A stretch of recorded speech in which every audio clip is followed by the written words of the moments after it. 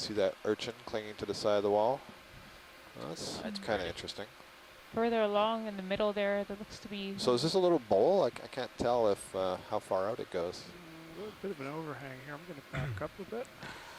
I see there's some flaring on the Zeus lens. Is that something about the way the camera is tilted, or? It could also be we've got some of the lights around the front.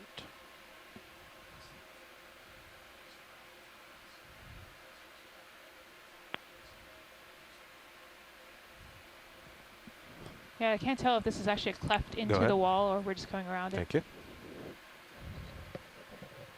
Looks like there's some nice caves down there at the base. Very nice. And another sharp cleft right here to the right.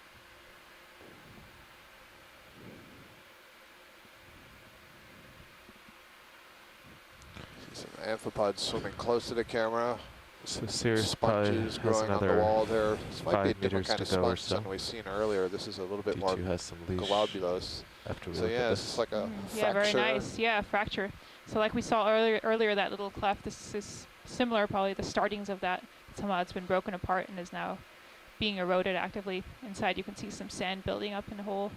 It's a small clump of the Desmophyllum cup corals there on the left side under that overhang. Just one clump, and I wonder, you know, I can see now various fracture lines, and you know, is this wall sort of peeling off, and that's why we don't see any organisms growing on it. They sort of peeled away with the rock. Yeah, definitely interesting, because we just came from this sort of hot spot. We saw tons of organisms not too long ago, and we've come around the bend, and not much is going on. Yeah. But clearly signs of where, you know, some parts of that have just fallen away. Definitely, yeah, and you can see those hairline fractures there now too. Yeah. There's one of those orange Edwardsiella anemones up on the outside of the wall there on the left.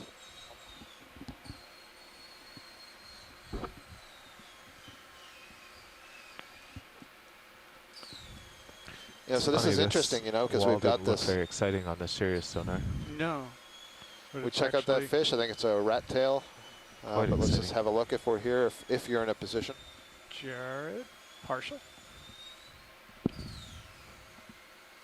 It's like a very tall dorsal fin. All the way in. Maybe that's the marlin spike that Peter was referring to earlier. Marlin spike grenadier, Nazumia.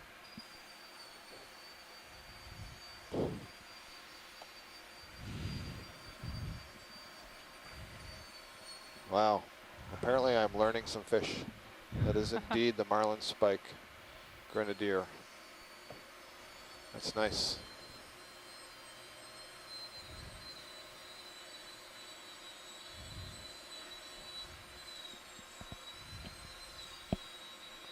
And a snuff-branched eel coming in next to it. Compare the size of those two. There we can see our Edwardsiella anemone. So I was going to say just before we saw this fish that it's interesting, you know, here we are in a location that's got the right steepness, it's a hard bottom, and so this is the sort of thing where we'd expect to see corals, but this is where we have the interesting tie with the geology where the erosional patterns are resulting in a lack of organisms. I mean, there may be other factors as well, but that's obviously really important. What I'll do is I'll just you have to have a good stable base for these organisms that are very long-lived to grow on. You have a way you can escape to port also to center yourself and get out of the cloud. Okay. So we're just getting interesting view up and down the wall. Wow, lots of sediment. So this is what it might look like if you were sitting there and a landslide was coming down. You happen to be there at that very time.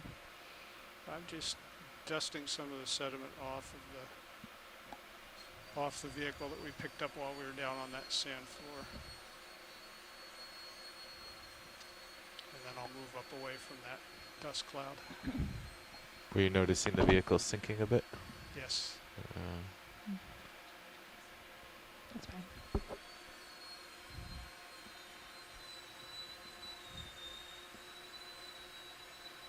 We're getting some reports from shore that the video to shore has gone down. We've got at least 2 reports from different institutions in Louisiana that they've lost their video.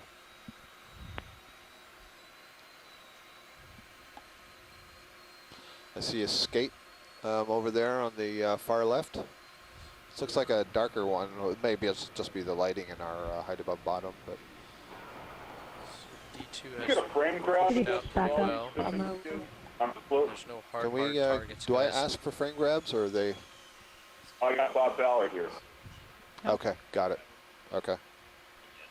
Okay. Hi, Peter. We don't have the capability to take the frame grab now. We have to get it back when we review the video a little bit later. Roger that. So reports from Mystic and in New Okay, Jersey pilots, also based on that the the video is sonars and the down. multi-beam, I think we're at the top of the steep areas. Okay. Chair. Um, Never mind. It's like a little copepod that was darting so across the now screen there, what that would bright we red like object. to do? The other steep areas above us, but pretty far along contour. So where to?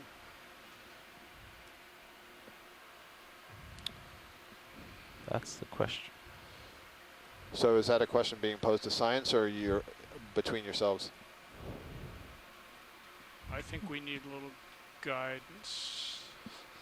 So our What do you, Carl, do you have a plan, or do we need a little input? Yeah, I'll check with the back row. Okay. yeah, I've got you Meantime- turned on, Nav. I got you turned on, Carl. Meantime, Okay. I'll just Yeah. look this. So we're based on, you can see if we keep going upslope here, it flattens out. Yeah, Gonna start yeah. I pulling think if we'd you like to go too much more further. due west toward that feature and then climb up So that you kind of feature. want to end up here and Yeah. then go up it. Right. Okay. Does that seem reasonable? Um, I mean, if there's an easier way to sort of split that difference and go up more 45 degrees to what you just showed me, whatever one works for you. yeah, okay. So we'll do what we have to get kind of over here, and Yeah. then we'll go up it. Terrific. Thank you.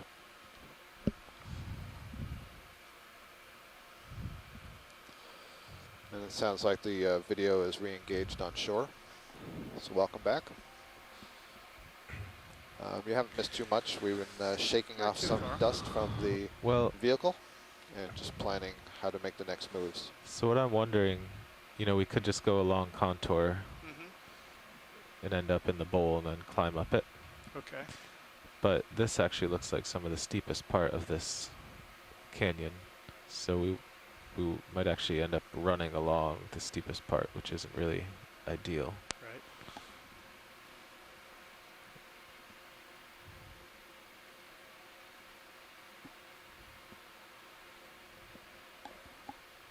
So what would you like to do? I mean, I know we lose video, but I kind of prefer to hop down and go up, so. You mean pull back away from the cliff? Because right now we're on the flat here, but if we head that way, I think it will steepen up again. I think you're right. I think it's going to be awkward unless we just sort of go up it, but then we're not going to be going up this part that Scott wants to go up. Or what if I just turn to the right and run along it? Stay away from the wall and just drive along it. Well, we just don't know where the steep. If we had come I don't out, think we'll make it, guys. We have Yeah. 2.5 hours yeah, before we're going to leave bottom. yeah. We're not going to make that. So we either scoot over and go up, or we just get up this area, call it. By scoot over, you mean leave the wall, Pull leave up, get over sight. there with a yeah. rapid ship move, set Yeah. down, and go Yeah. up the, or go up at a 45 to the slope, and that's going to be it. I mean, look how much we've covered so far. At this rate, Yeah. we're just not going to do what they just asked us to do. Yeah, and we'll actually be going slower because then we'll be going sideways to Right. some bluffs Right. and such. Okay. So which one is it going to be? Watch lead, Nav. Nav, it's watch lead. So we looked more closely at the terrain here, and to move along contour, it looks like we would actually end up moving along some of the steepest terrain, you know, that these contours here are just as close as what we climbed. Yep. So that would probably end up becoming quite slow as we try to move both vehicles sideways and not not run into any bluffs that are sticking out. So what we discussed was we either just continue up where we are and hope there's more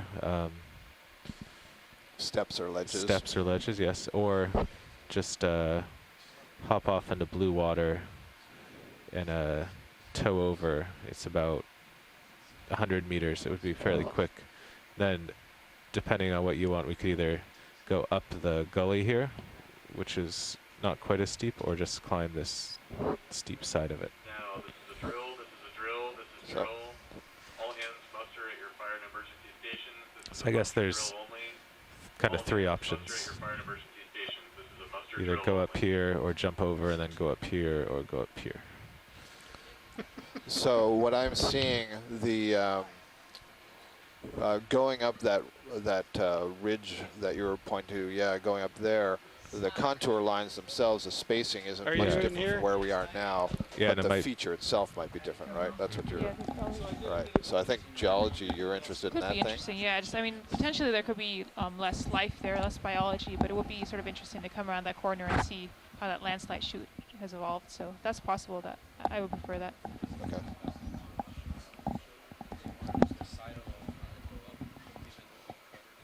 Oh, sorry, watch lead. There was a No problem, I fire understand. drill there. Yep, I Talking understand. about who's taking it. So how long would it take to cross over there if we were doing the jump? Just jump over. Yeah, what Yeah. would that entail? It'd probably be about, I don't know, 20, 25 minutes. Okay. Yeah, that's a lot. I know That's a that lot, yeah. our expedition coordinator doesn't favor that sort of a jump, but let me just get a little bit of input. Well, that's what they don't want to do that because it means Okay. they're going to be crossing Yeah. through Okay. some tough places to work. It'll go even slower. Okay. Carl, so let me get back to you in just a moment. Okay.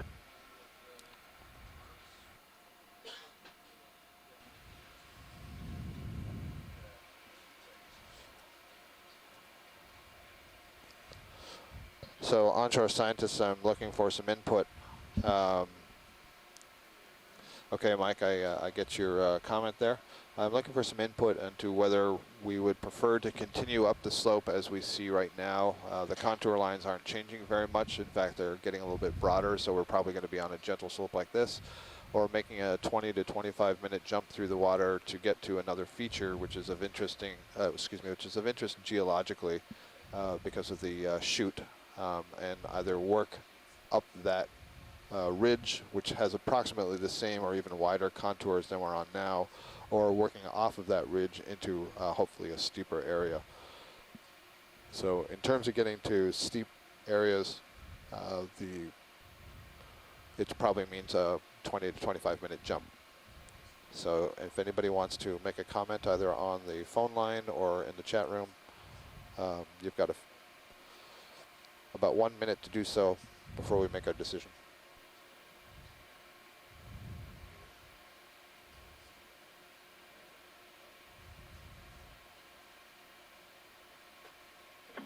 And Scott, what bearing from our current location is that spot? Sorry, you're too far from the microphone. I can't really hear you. Approximately what is this basically due east or this, What distance? Is that what you said? where we are right now? That you're talking about? Yeah, sorry, I can just barely hear you every other word. Oh, okay. That's better, that's Can better. you hear me now? Yeah, that's good. Okay.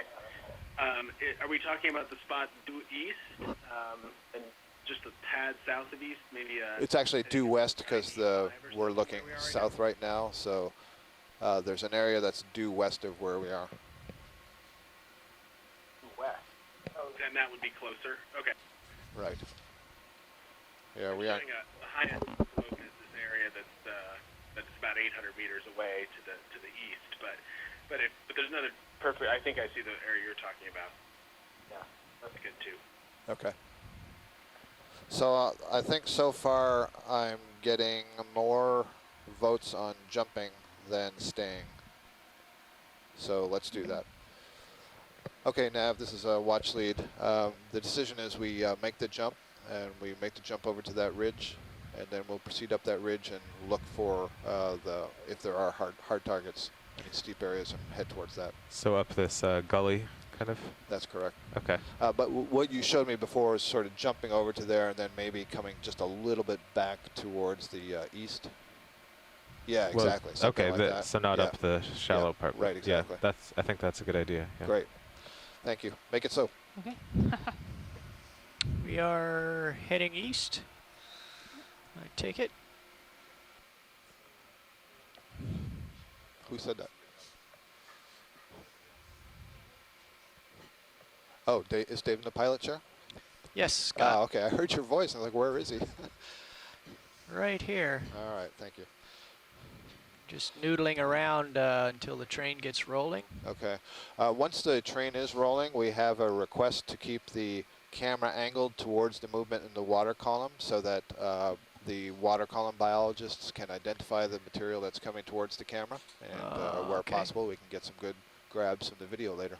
We will attempt to fly in formation. Thank you very much.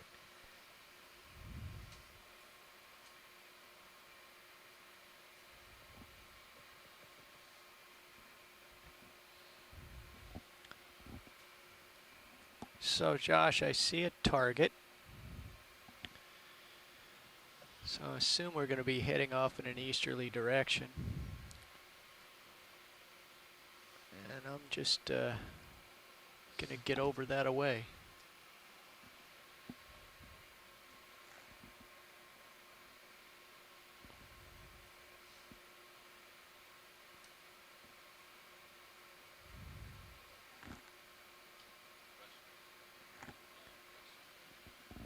You must be muted. That's why I can't hear you.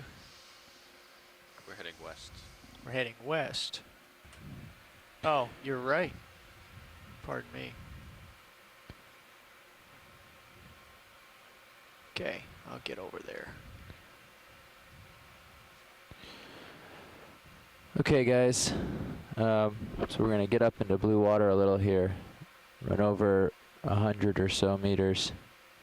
Almost 150 meters, actually. And drop down. And then try to come up this. We'll acquire the cliff and go up the cliff there. Yeah, roger that. Okay, we're going to get into formation and fly forward instead of tow and do some mid-water work. Absolutely. And we're getting set up for that right now.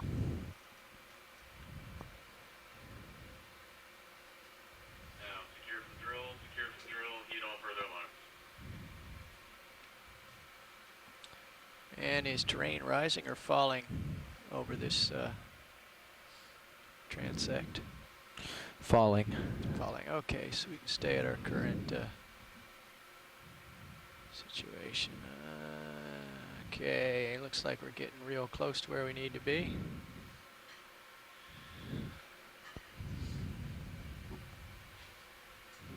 So I'll keep my camera at 45 Scott, if you degrees. get a chance to type Right. in the approximate lat long the waypoint we're heading to, just wanted to pull it up here locally. I'm going to bring in your swing arms. Or should we leave them out? I think it's okay to leave them out. Okay.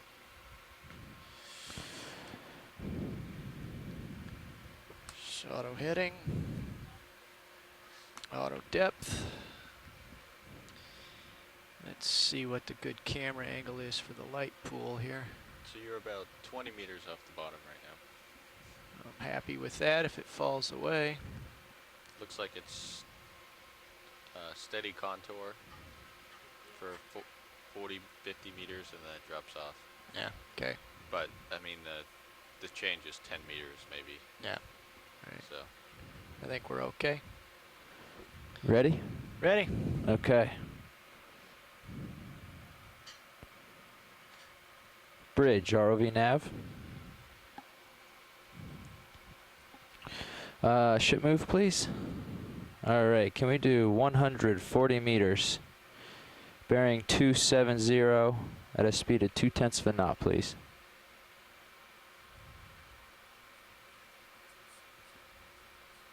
Perfect. How long is that going to take, Nav?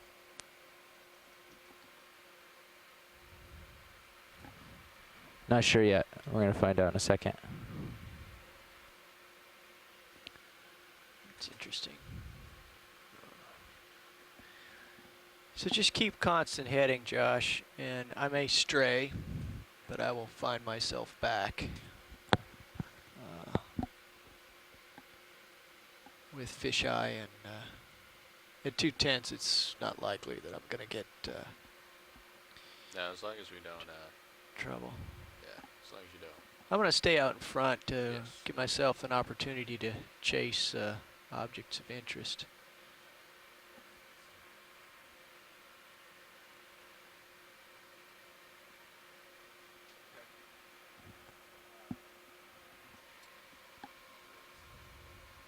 Extend the range on your sonar. Okay. By the way, I got a confirmation from Focal that we were pushing the max baud rate. They state it'll go 115, but I think we're right on the hairy edge of jitter. So our bit error rate was non-zero. So that's 50 meters. Right. Now, this is a drill, this is a drill, this is a drill. This is a crew drill only, abandoned ship, abandoned ship. Crew members only, muster at your primary abandoned ship station. This is a drill.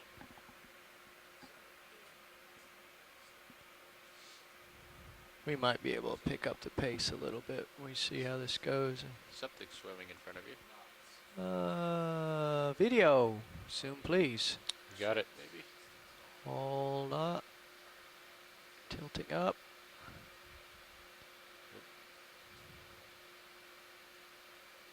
Swimming out of view. Yeah. There he is.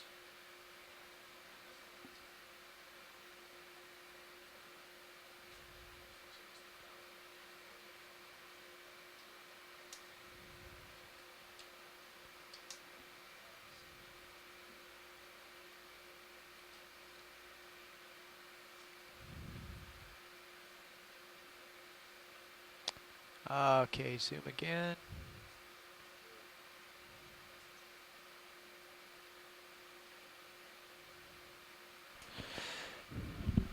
I think we'll step up to 0.3 of a knot here, and that'll get us there in about 15 minutes. Yeah, it's, you could go even faster, I think. Okay. They're doing a drill right now, so I don't know if Okay. I should wait till they're done or I think I can give it a try. they should be. It's abandoned ship, so the bridge isn't involved too much with that. Bridge, ROV nav. Nice shot, Dave.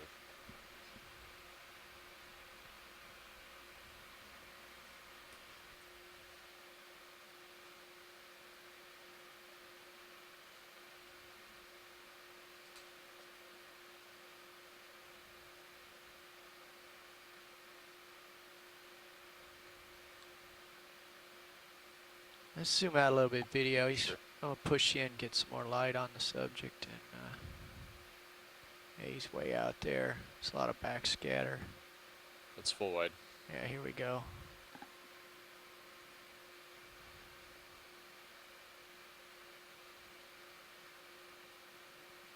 Let's try that again. Oh. Right, zooming in. I got him out of the light. Hang on. Back up a little bit here. I've got him in mini Zeus.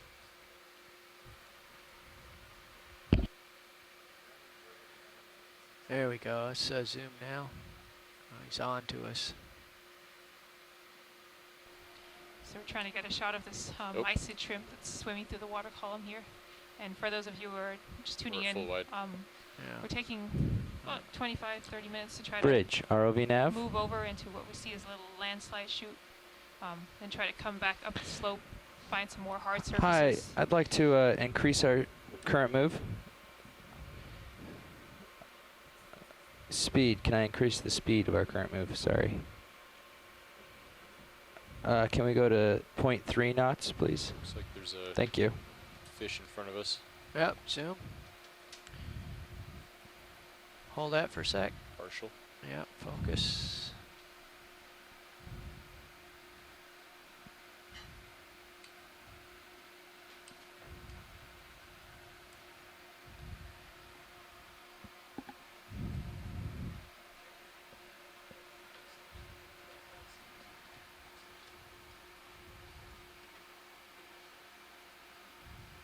Okay, pushing in. That's good, hold. Okay, I increased our move to 3/10, just so you know. Thanks.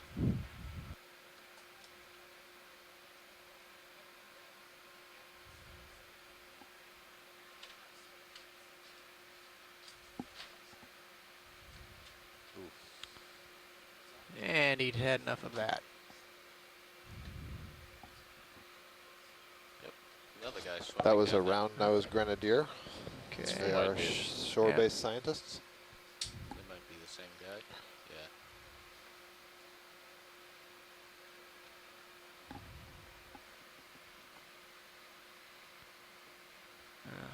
Okay, coming back up.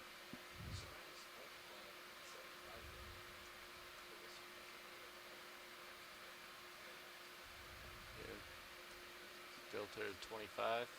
Yeah, come up quite a bit here.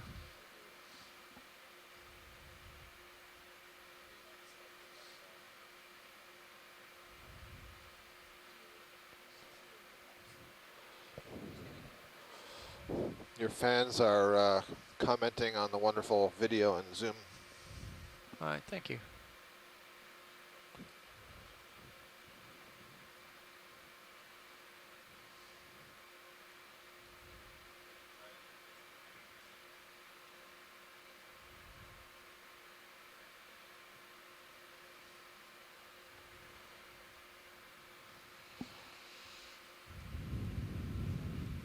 Squid in Sirius.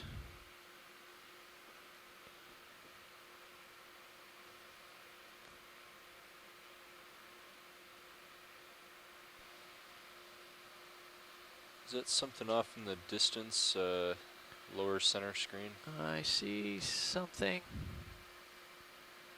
Push ahead. Okay, It's permission like to zoom in. another grenadier. Not yet.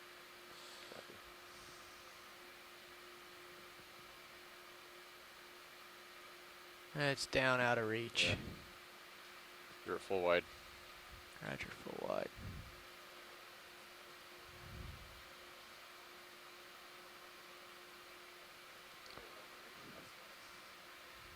Delta 14. Okay.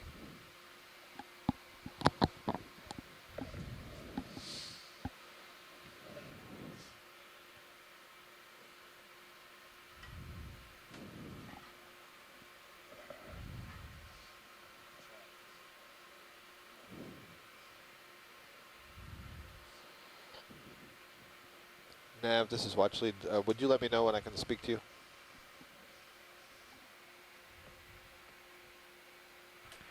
Yeah, go ahead, watch lead.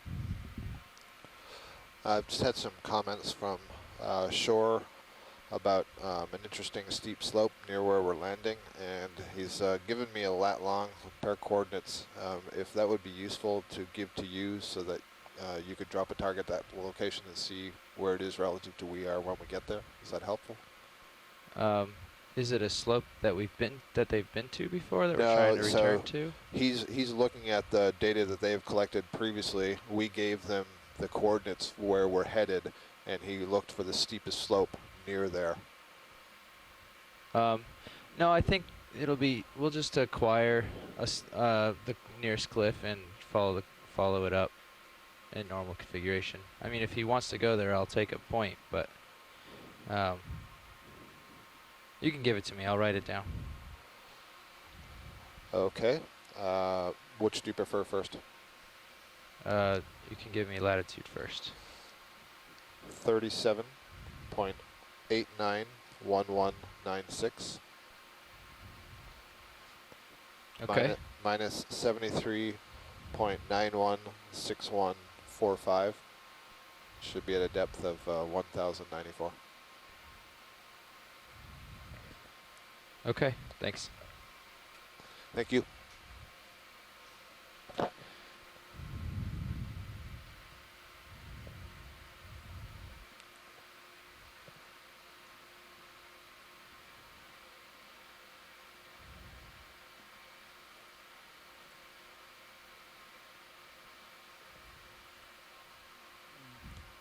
Still a little dirty.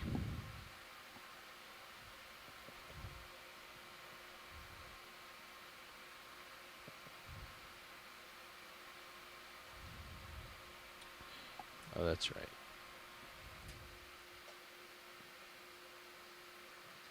Ah, creature. There we go. Video. Stand by. Sorry. All right, hang Ready on. when you are. It looks like a larvation to me. Okay, in This slow. distance. Zooming in. All right, let's Holding. hold that. Let me work with that. But what's that behind it? That's more interesting. A little more zoom. And hold. I have to agree that's a little more interesting. Oh, is that a squid? Is that a really small squid? Sure, getting closer. Zooming in. Trying to creep up on it. It's partial. Okay, you can come in more. Is it a shrimp shell? It does Right. look like, oh, you know, Is it a cast off? yeah, but it looks like it's bound up in something. Is the Yeah. red part of it, or is that something Yeah. else? Let's see, it's extending. Okay, Huh. it's taking me down to the bottom where I shall not go. So I believe Careful, there right. was a larvation, which is these small urochordates that build these gelatinous houses around them and filter water through it. And then we saw that shrimp exoskeleton, perhaps bound up in the house or the mucus. It seemed to have lost all its pigment. Yep.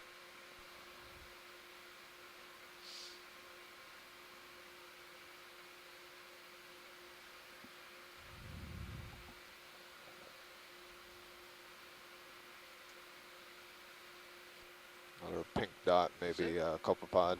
Does it look like we have a twist? There's a little bit of a kink in the tether, but I'm not.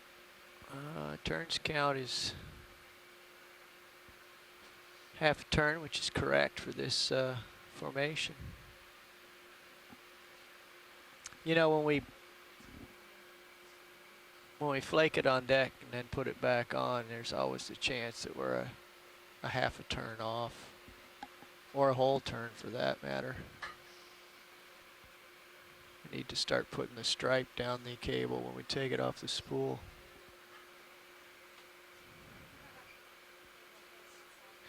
I'd actually like to hang it from the rafters in the shop and weight it and let it relax. Let the twist come out. Delta of 12. That's perfect.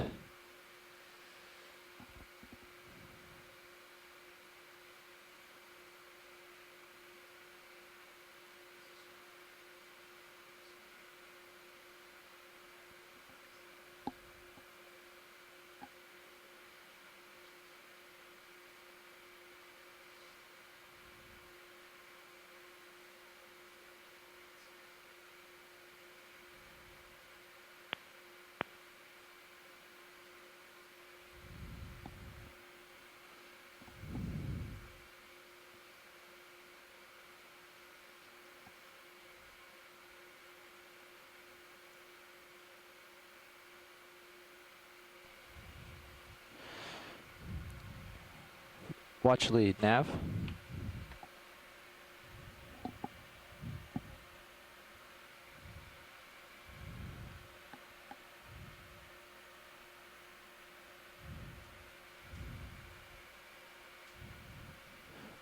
Watch lead, ROV nav. Oh.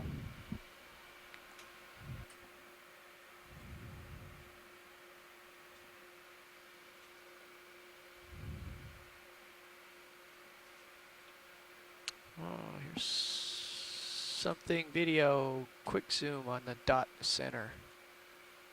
Hold that a sec. Partial. A little bit more zoom. I can't keep up with that.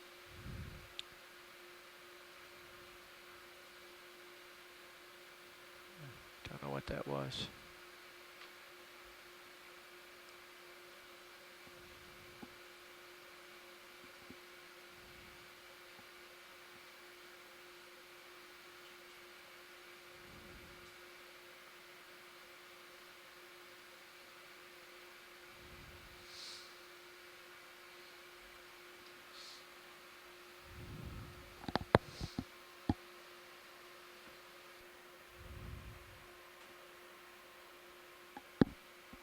Yeah, we're almost there.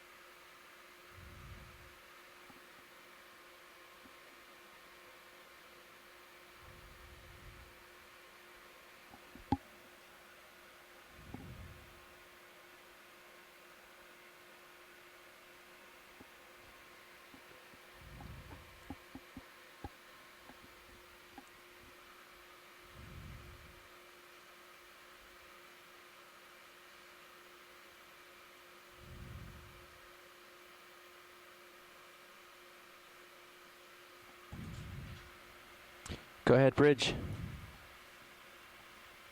Perfect, thank you. Now I'm gonna go ahead and head down. Copy that, Dave. As you probably copied. Yeah. Do we want to rotate towards the wall? Yeah, let me head over a little bit to the south here.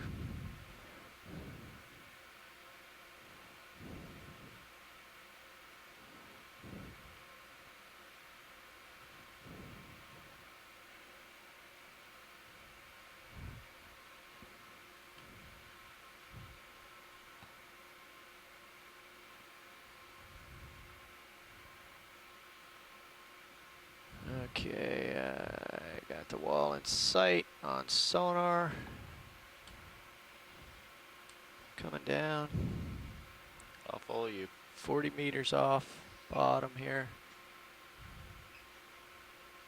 Oh, what a mess.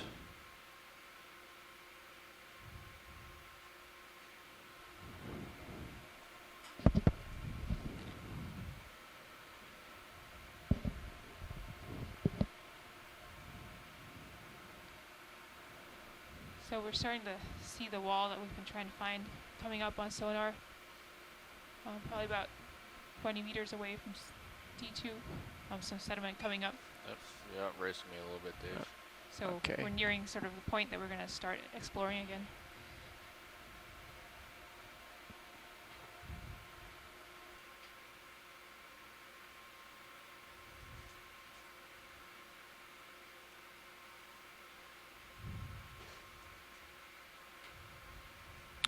Bottom in sight, altitude 13 meters. Descending.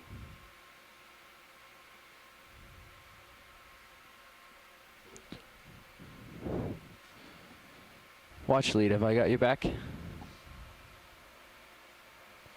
I am back, Nav. Okay, I dropped that target into high pack and it's about 320 meters away from us. Right, that is exactly the note that was given to me. It would be 200 meters at a bearing of 320. Is that about right? No, it's Oh. 300 meters at a bearing of 60. And A it bearing of is. 60. Yep, and it's. Yeah, is that roughly right, Scott? And can you hear me better now? I can hear you fine now, Brian. So yeah, we're trying to. It's out here in this like very Oh steep no! area. Something is something. Kind of on the face of that nose that would have to come up. So from the waypoint that Susan gave me, it would have been a roughly 200 meters at a bearing of about 320. So what we're looking at right now. Maybe I'm looking. Let's see.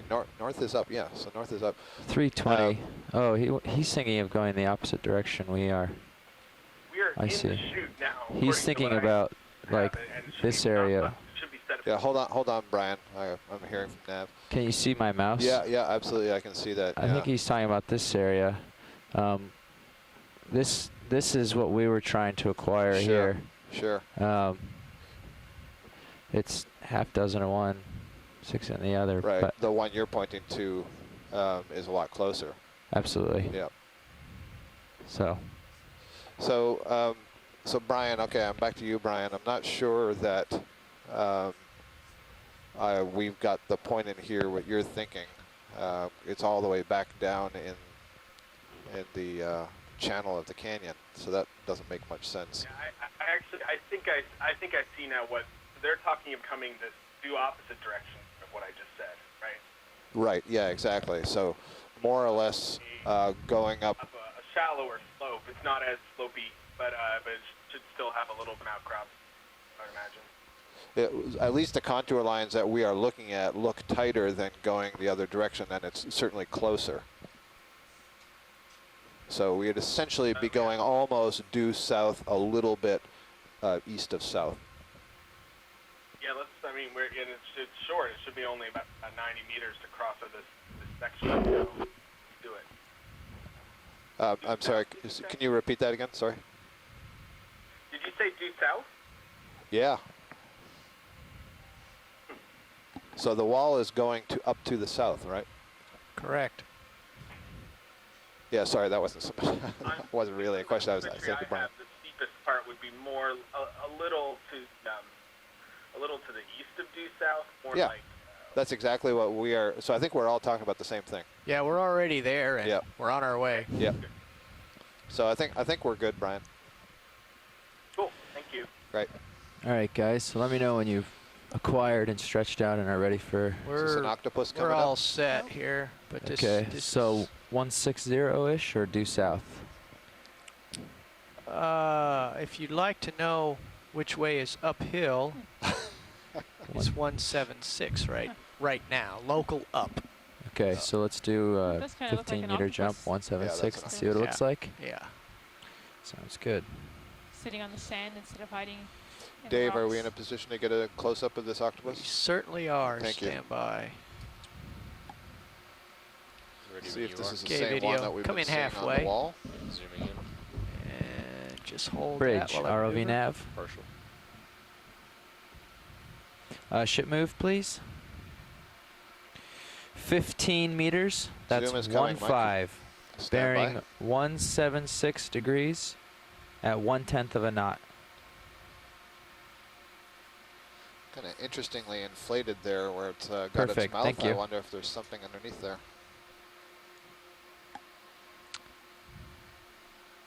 Okay, zoom. Zooming in. Partial. Yeah, hold that a second. Yeah, so this is the same species that we've been seeing that have been clinging to the walls from further below. And we've also had a request for lasers to be turned on, please. Okay. This is Granulodon vericosa, is the genus and species name of this octopus. Great, thanks. Are those parasites? What are the hairy bits? Yeah, I'm not sure. Let's see if we can see those a little closer. Okay, come on in, some more zoom. Mike, we're seeing some. Just woke up. Oh, I think they're little caprellid amphipods. It's partial. Perhaps. That's good.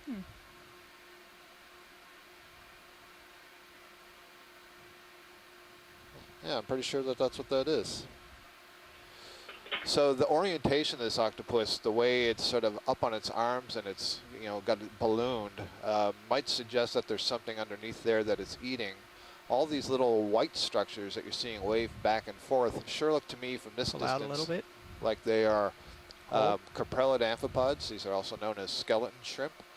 And they have their back legs modified to hook onto things. We've seen them also on hydroid colonies and coral colonies. And so it's kind of like they're hanging on with their back feet, and then they have their front feet stuck out in front of them to grab things out of the water column to feed on. So very long and skinny, and you can see the way they sort of fold and bend. So a skeleton shrimp, coprellid amphipod. And Okay, let's as go tight amphipods, again. these are crustaceans that brood their young in a chamber called the marsupium, just below their, Should have a little their more body. zoom.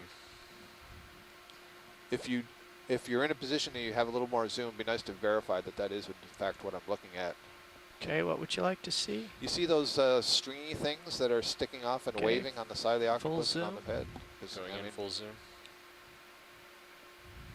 Full zoom. Yeah, I see the little feet. Yep, that's what they are. So that's kind of interesting.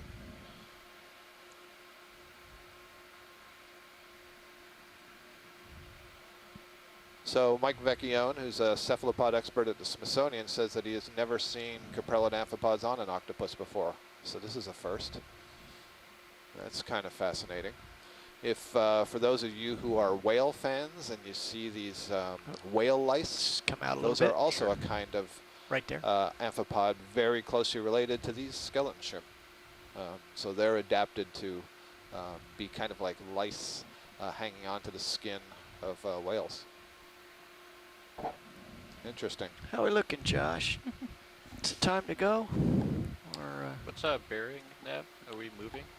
That was a very nice zoom. Thank you, Dave. And Yes, others? we are moving, bearing 176. All right. pulling okay, up. wide video?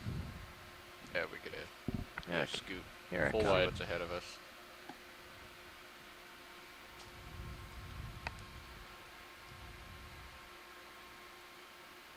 What's that crawling on the seafloor? Quick The zoom. black thing. That looks like Take a look. it's a burrow or no, it's a no? hermit. It's moving. It's a hermit crab, I think. A hermit crab would be Oh, interesting. Up. looks. You're about Or is it a squid? 10 meters into a 15-meter move. Yeah, Is okay. it a squid Huh. that just caught a fish? It's looking like it. No, wow. it's a fish that just Oh. caught. Oh wow. So a fish has got Wow. to grab something. He's Let's- got A squid? Oh, a cuttlefish. Is that a No, cuttlefish? he's got a. Oh, zoom. Zoom in. Hold. It's a Oh, wow. octopus, a squid.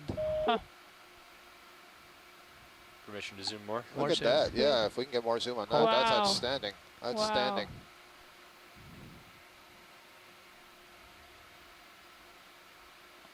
Is that one of these little bobtail squid, I wonder?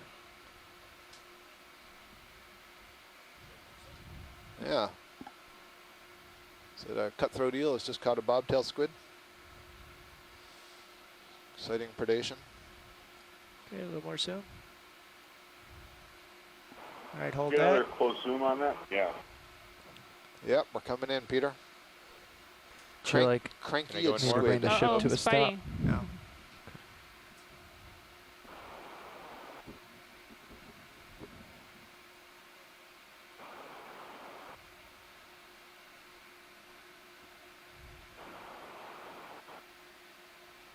So that was not a bobtail squid.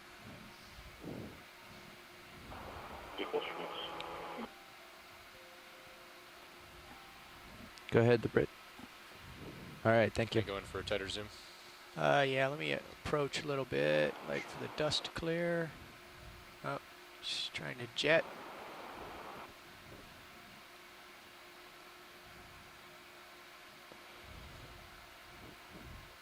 So the That's a little wide challenging right now. names keep coming. Mike suggests this might be Tuthawenia megalops. That's the name for the squid. Tuthawenia megalops. And that was a very interesting predation event. Not something we get to see all that often in the deep sea. So that gives us some interesting information on the diets of those eels and the predators of those squid.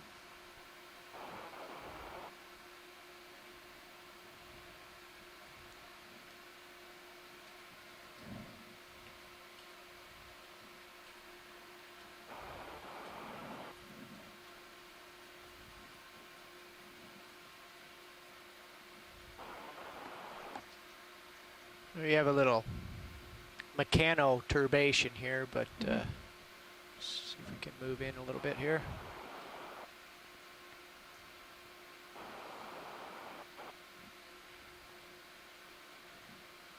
Okay, a little more zoom.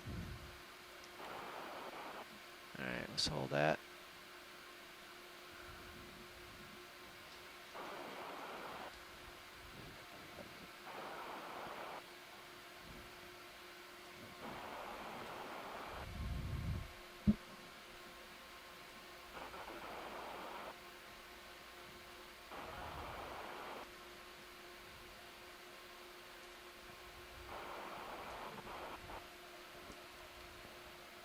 Oh, He's trying to get under me.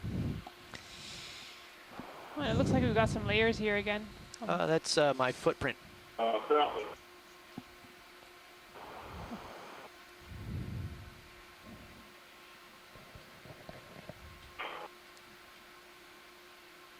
Oh, interesting. Yeah, there we go. That There is he the is again. footprint of the ROV pressing into the sediment there.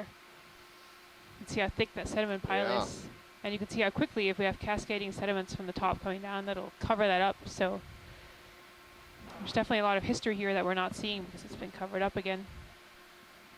Okay, a little bit of zoom video. That's good.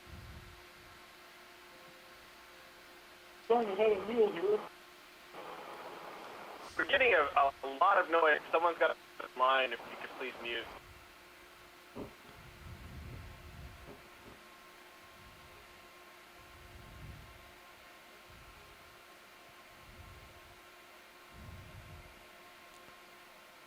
Are you seeing He's- comments from me? He's running for cover. Because mine is not refreshing.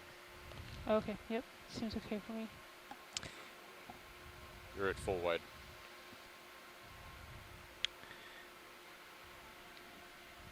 Well, I don't think we're going to see any more of that. Yeah, that was flying into fantastic. the cloud, so onward. Good eye. I think you saw that first. That's interesting.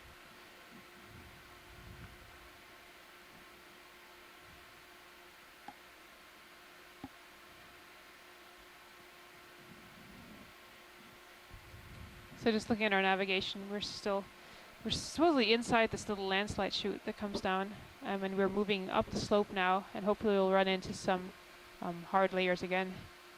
This looks like a piece of algae Quick down zoom. here. Yeah, let's zoom in and see that. Hold there. Wood? Oh. No, that's flexible. Yeah, it's like a piece of sargassum.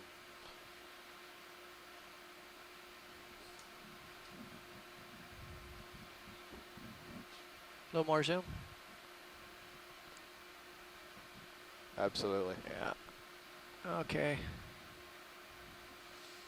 Yeah, nice. Okay, that's an ID. Wide again, please.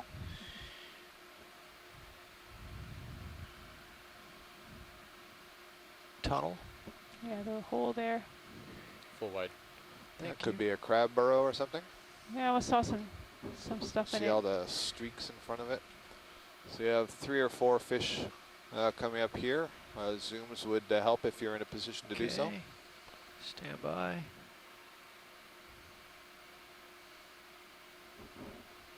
Okay, zoom. Partial. And keep coming. Hold that a bit.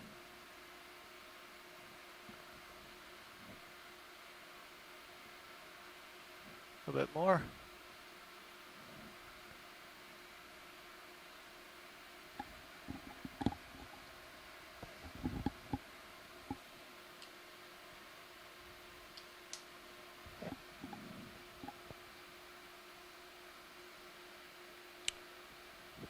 Looks pretty good to me. I think we've got enough there for an ID. Okay, wide. Thank you.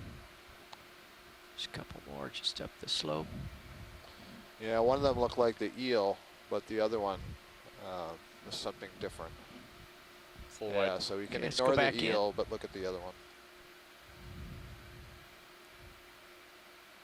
It's partial. Let's hold that a sec.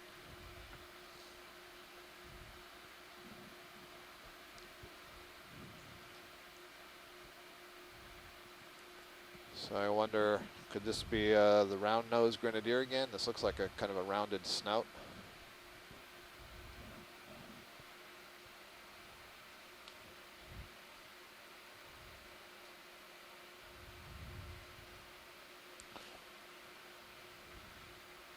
cusk eel. I'm getting an identification of a cusk eel. Thank you. We got an ID on that one. Wide.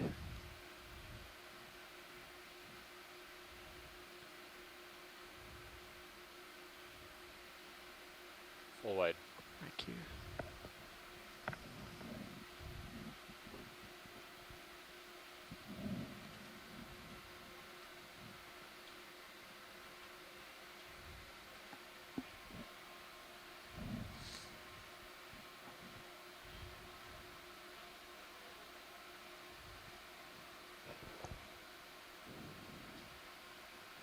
I don't think there's much, just as I was getting ready to say, there's Wow. nothing here. Another fish, I another. see one, two flatfish. flounders. Yeah. Okay. and then Which some- flounders? Yeah, they're hiding. There's another Okay. chunk of wall, I guess. Yeah, let's go take a look at that if we Yeah. can. It looks Yeah. slightly different. It's Yeah, very it's white. time for some geology, isn't it? It is. Yeah, this looks interesting. It's much whiter than anything we've seen before. Agreed. And it looks quite porous. Mm-hmm. Could be some kind of a carbonate. We'll see. And it looks like several xenophyophores clustered around it. So we might There's might one need a shrimp ship move pretty sitting soon on here. the bottom there. Yeah, I was just looking at that. It's maybe not as white as it looked like from Continue on Come around to the right. Oh. Here. 175, or do you want to try to like a 170? It looks like you've got some kind of face coming up that's a little more east of south than the last move. So let me get it head on. Yeah, I guess moving Why not closer, keep the this guy color's there? not quite as white, but similar to all the blocks that we've seen before that have fallen down. Let's get a little bit of a zoom, please, video. So that's about head on, which Let's is hold that. Okay. 165. 165, okay. When we're done with the rock, the shrimp might be the first time we've seen that on the dive, living and not in pieces. Yeah, it looks, again, off the back, more of the same, some streamers hanging down. Sediment Okay, coated. wide. Where was the shrimp, Scott? Lower right. Okay. There we Full go. white. There he is. Okay, I'll do another 15 meters in that direction. Got about 35-ish to the wall. Yeah, 15, 20. I'll try 15 and see how it looks. Can Okay, always zoom, scooch please. forward. Oh, another Zoom view. in. Let's hold that. Partial. It's good. It's one of those ones with the really long antennae. Doesn't have, doesn't appear to have well-developed pleopods. A little more zoom. Zooming in. Hold. Partial. Bridge, ROV nav. Very, 15 very thin meters, legs. bearing We'll see if we 165 can get wide. that identified later. at a Thank speed you. of 1/10, please. We can move on. Full wide. I'm out again. Thank you. Thank you. Oh, okay. So it's not just me. Get pretty close Now we're to back. the end of your leash. Yeah, I see that. You got a little more.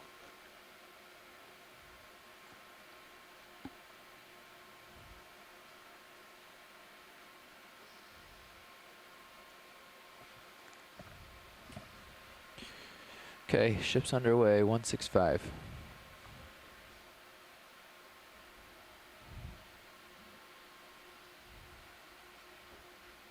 It's a little bit more. Oh, yeah, it looks like Crop. this could, There's, yeah, here we are. We're hitting the A outcrop. star at the base of this wall that we're, or outcrop that we're approaching. It's a pink asteroid. Another squid swimming through. Another little cave off to the left there. Yep. Interesting I see a couple scour. of cutthroat Yeah, we're eels. seeing. Oh, big cave, nice. We're seeing this feature. Seems to be common.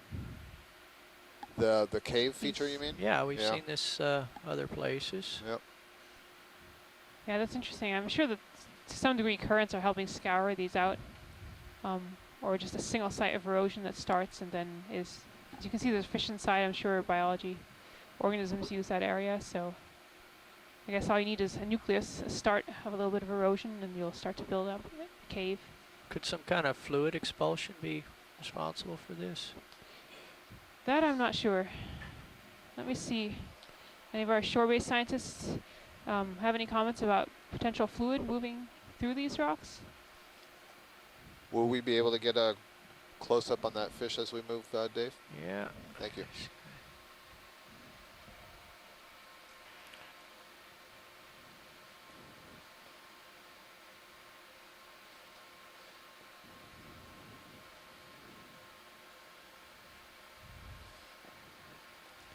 Okay, let's zoom video.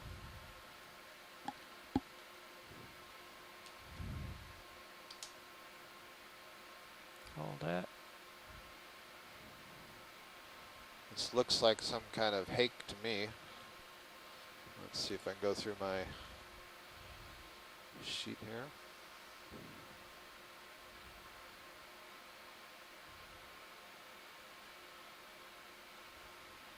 Looks like it has very long fin rays coming off of the, just below the pectoral fins. And I think, did anyone see, did it have a little chin barbel?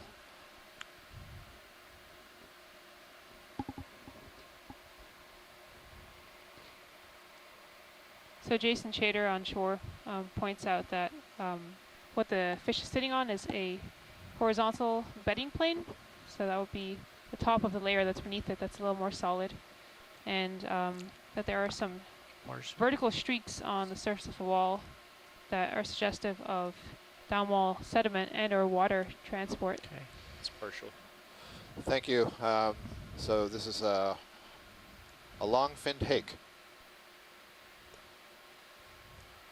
Those very long filaments that you see coming from just behind the gill and the long filament you see extending from the dorsal fin are the key to identifying the long-finned hake.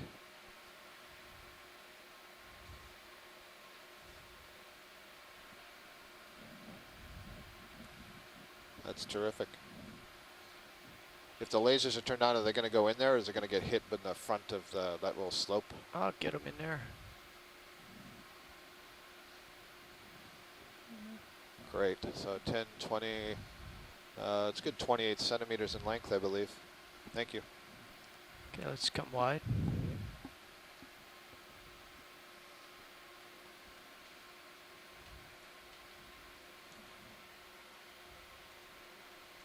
Maybe one other point is that we don't see clearly where the material went that was taken out of that cave. So that's Full wide. perhaps some evidence that's being carried away or has This just is gone a down different slope. squid, isn't it? This Zoom may on the be squid. the fourth squid that we've seen today, the fourth species of Okay, squid. hold that for a bit. And I will let Mike make a comment on this one, give you an ID. See, it's kind of gently undulating there with those fins at the end away from the head. Squid are mollusks, so they're very closely related to snails, and essentially what you're looking at there where the tentacles are is where you would normally see the foot on a snail. And the end where those fins are would be essentially Go the ahead, upper Bridge. back of the snail. Thank you. These are just very highly developed mollusks that are adapted for being active predators.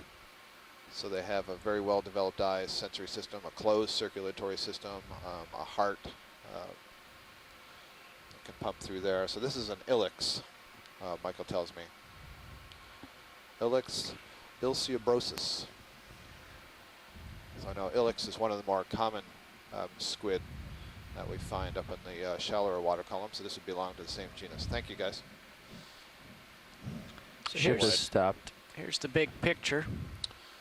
Yeah, this is impressive shoreside. If you look in the Sirius view, you'll see we're in a little bit of a basin here. And it's a fairly tall wall surrounding the Deep Discoverer. And from, at least from the Sirius view, it looks remarkably clean. There doesn't seem to be too much biology on these walls. And that perhaps suggests that there's been some relatively recent failures in the wall and loss of material.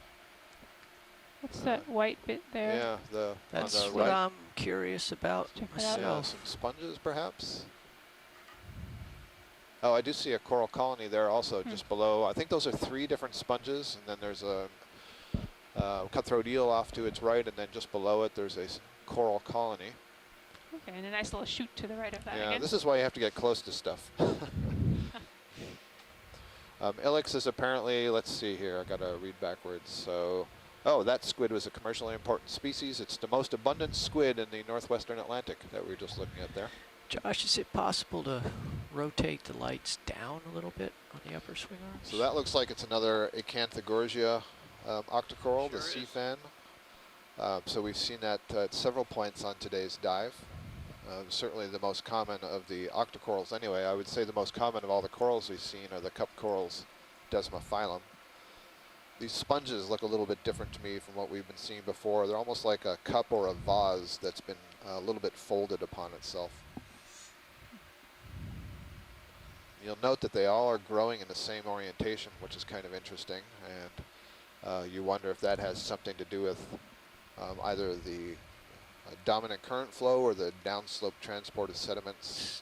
Get you out a know, little they bit have more the zoom, please, video. thin axis of the sponge is oriented upwards, and perhaps it That's collects good. less sediment on it that way. There are often a variety of other organisms, other invertebrates that, excuse me for a second,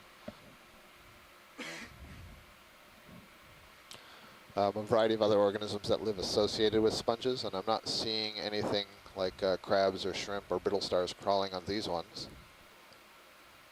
There's our little Acanthogorgia colony. Also, I don't see any associates on it. So that's kind of an Is that a little interesting better, observation that we'll note compared to a lot of places that we go where associates tend to be very common clambering on coral colonies and sponge colonies and so on. That's Thank you, good. Video pilot. wide, please. Some iron staining. Full wide. Yeah, you can see it sort of cut. There's a nice cutout surface in that Yeah. small channel off to the right. Can we Try zoom to- in on that a little bit? Yeah, Looks I'm actually pretty gonna nice. Looks somewhat fresh to me, actually. Maneuver for Very angle nice. here. It's almost like there's a little scour channel there, cut out. Oh, it's coming out of a cave. Interesting. I see 4 of the orange Edwardsella anemones there, and 2 of them are in that chute, but to the left of where you're identifying that relatively recent scar. Mm-hmm. That does go all the way up in there, It's doesn't very it? interesting. Yeah, let's see if we can follow it down. It ends there. Yeah, that definitely looks fresher.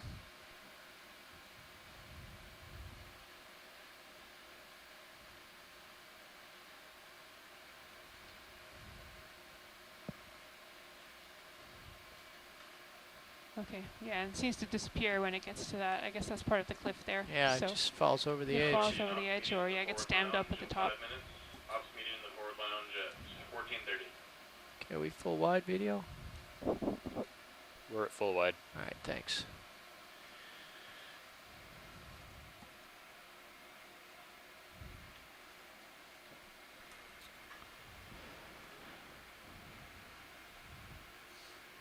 How are we looking, co-pilot? You ready for another move soon? I'd like to wait until Yeah, I haven't been over Dave to the has west. come Roger. up and over this. So when Okay. he's done looking around and gets on top, then we can see what's out ahead of us. Sounds good. Oh, nice. What's that Another- down there to the another right? Chute. Yeah. Is that a really nice sort of mass wasting scar? I'm seeing some pretty sharp upper head walls. Yep. It's very It looks like a piece peeled off. yeah, Sure does. sort of very recently. avalanche-like. There's a Uh, break and then Very a different color, It right? might Yeah, be definitely. That's right interesting. down here. You might find that piece. It's a bit Way down if you look at the Yeah. Sirius view. Yeah, I'm 10 meters up, so it. You can see a scar too, where it see the white Yep. center, Yeah. lower center, where it slid Maybe down. Banged off there. Unless that's the lower edge of a whole There we big are. piece. Yes, look at that, beautiful. 1 more hour left on bottom, is that what I heard? Thank you, roger that. And again, that looks pretty fresh because I don't think there's too much burrowing that's been going on there since it happened. Looks fairly smooth. Yeah, it's a really nice contrast between a fresh and a more burrowed and modified surface. Okay, let's zoom, Yeah, you please, can see video. this is a nice example away from that where there's all kinds of biology on the bottom, you Yeah, know, look at worm that. tubes and anemones and so on. But where there are these scars, clearly that has all fallen away. This is more recent and hasn't been colonized yet. Looks like you can see some evidence of previous worm Yeah, burrows look and at so that. on. Very nice. Almost like a cross section through them. It's absolutely a cross section. Nice. We got any more zoom video? Nice. Makes me Ah, wonder, maybe there's that's good. a high concentration of clay in these rocks. It's almost shale-like the way we have these slabs sort of sliding off. Jason refers to this as a spalling failure. Can Okay. even see a little bit of a scar there, a little whiteness. Yep. On the right. Slid off. So in terms of the general ecology of the area, revisit this point that you can see that these sorts of failures are going to make a big difference to the kinds of organisms that you see, the age of the organisms that you're going to see. When this gives way, we have to wait for new fauna to colonize the substrata and then grow to some Couple of size. small snails. Not sure what that white thing is. Is that a very young coral colony? It is. The top. More zoom? Yeah, Do we have right any? in the center. Yep. Look at that. That's a little octocoral. I hold that. Just starting out. It just narrowly escaped death. Yeah, it's there. right on the edge of that feature. Oh, interesting. So the question is, you know, that's not too tall. There's not all that many polyps. These corals grow quite slowly in the deep sea. I don't know how slowly this one grows, but we're talking, you know, probably less than a centimeter per year. Or a So partial. that may have been there before this failed, or it may have settled just on the edge after that failed. Interesting.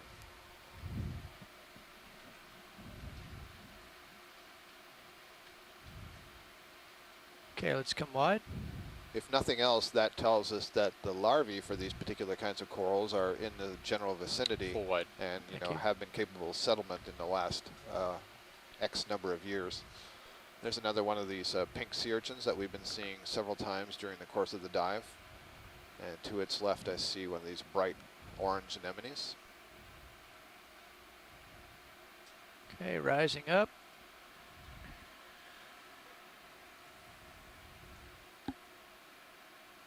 There's another chute to your right, to your starboard. And Yeah, another coming urchin over. higher up. Oh, this is interesting. Ah, more geology. Ah, Yep. very nice. Oh, look at that. Can we move over into that notch We're- there? There's sort of a circular, almost Yeah, we're on our cylindrical way. chimney type hole. Very interesting. Lots of there's erosion going several on of here. those to your starboard. Oh, okay. It almost looks like, you see at the top of that, how it's a darker orange color? Yeah. Almost looks like that was a burrow Coming down there, first, yeah, at the very top. right?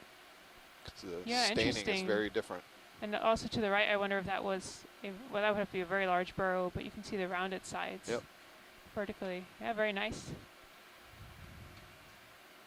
And you can see exactly where all the sediment has come down to the bottom and it's dropping off the face there.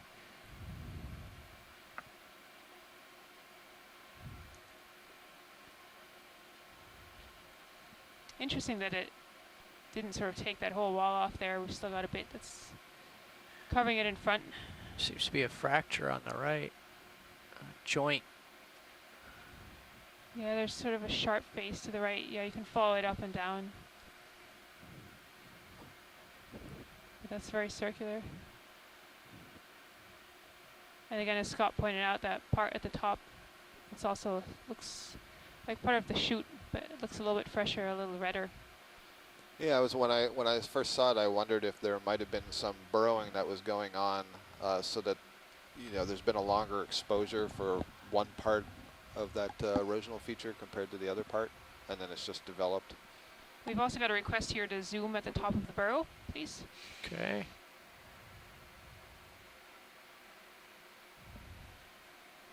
Bob Carney wonders if it could be an exposed vent pipe, or oh, not a vent pipe, a vertical pipe.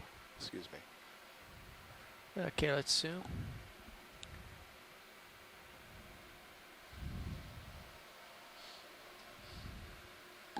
That's good. Partial.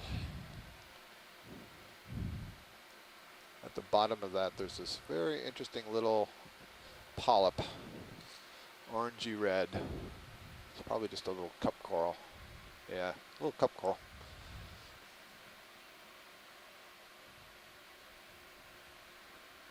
descending.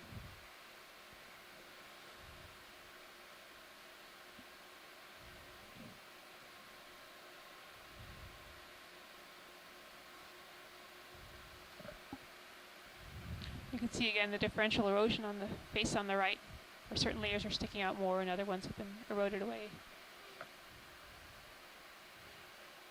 Yeah, and just showing up on the right now, you can see again the other circular burrow feature. That's pretty neat. Oh, with the flat again hitting that bedding plane at the bottom. So I wonder if that sort of prevented the organism from burrowing further, maybe. Very nice.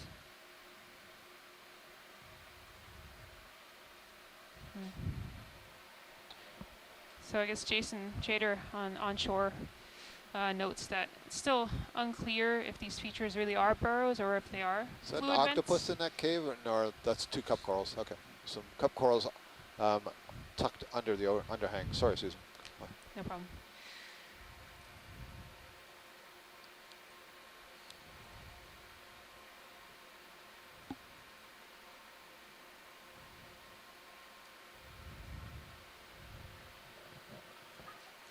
Dave, as you meander over this slope, if you encounter another one of those pink urchins, can we get another close-up on it, please? Sure. Thank you.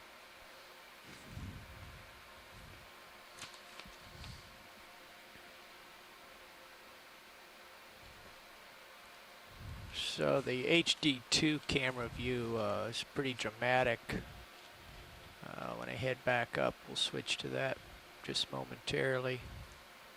Yeah, it's quite steep. It's 10 meters down. Oh yeah, look at that.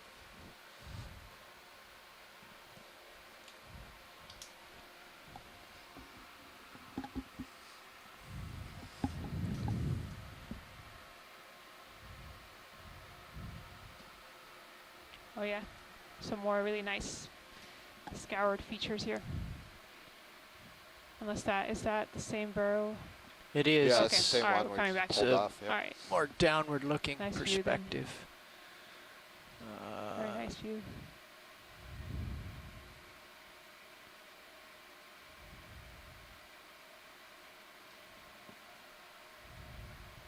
That's your little bedding plane that you were saying Yeah, before. there we go again. Yep.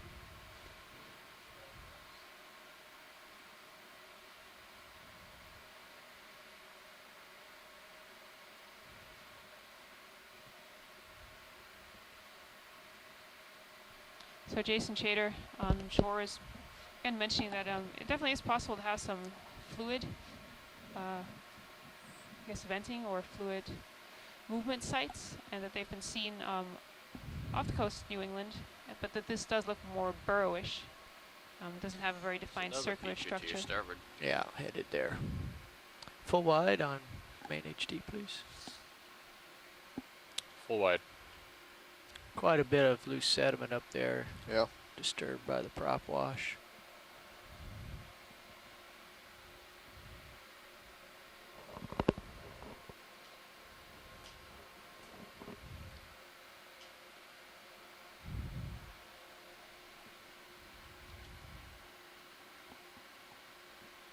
It's a pretty impressive feature. Yeah, it's for an almost little balcony sort of up there where you see the sand sitting, and we've got a little bit of pinnacle right in front of us. Yep. It's coming down to the left and a little bit to the right too.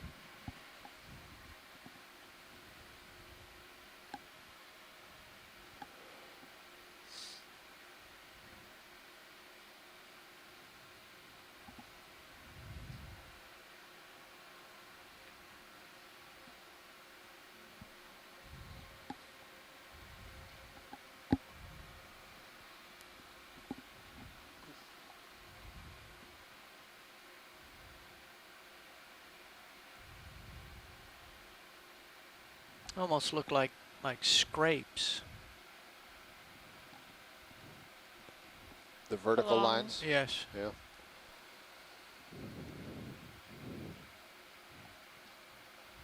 Well, it's like cross sections again through, you know, cores.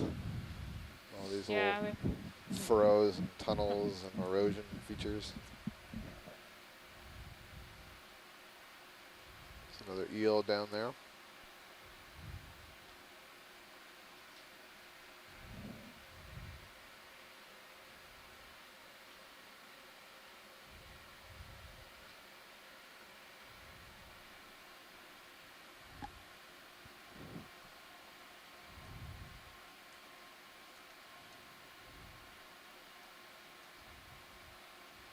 If you look at the HD2 view and in main HD, you can see this trace, this line, where whatever was eroding that has continued to come down the face. Oh, there, yep. 4 meters at There, the another bottom. sea star at the bottom. Thanks, Josh. There's possibly a different kind of sea star, if we can get a zoom of that. Sure. That would be something new for the day, Come on in, video. possibly. Partial. Looks to have suffered some trauma. Recent limb loss.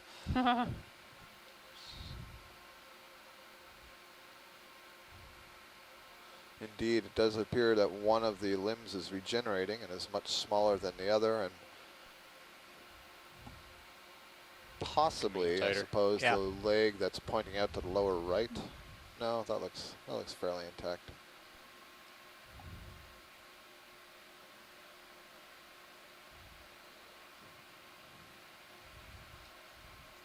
Very nice.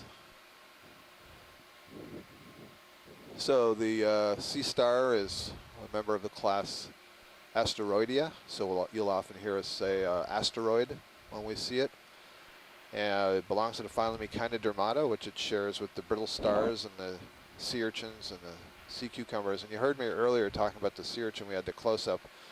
I said that there were these little pincer-like structures, pedicularia, and you can see these little spines and stuff sticking off of the back of this sea star as well. It just looks very rough and granular on the surface.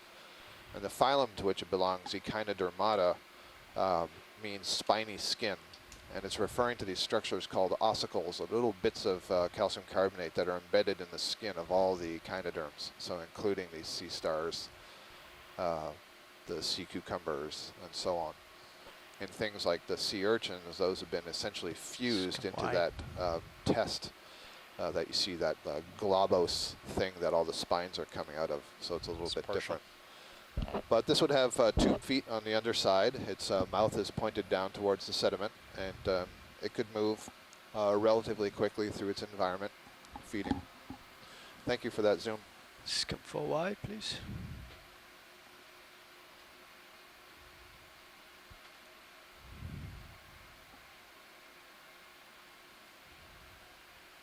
Full wide. Thanks.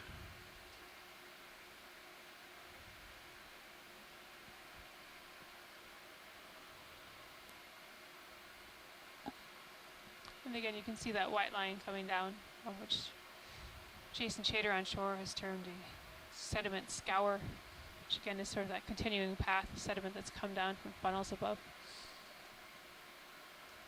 Interesting, you can follow it all the way up.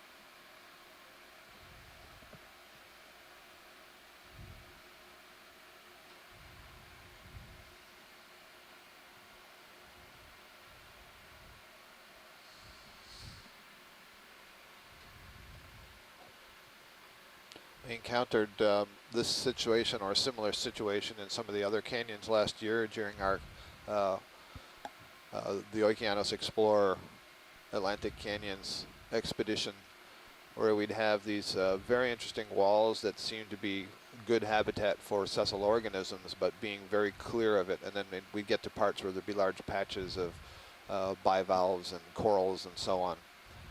And so, you know, we have to assume that, you know, a large part of that is due to the rapid erosion of the wall, not allowing for long-term settlement. Quick zoom, please, video.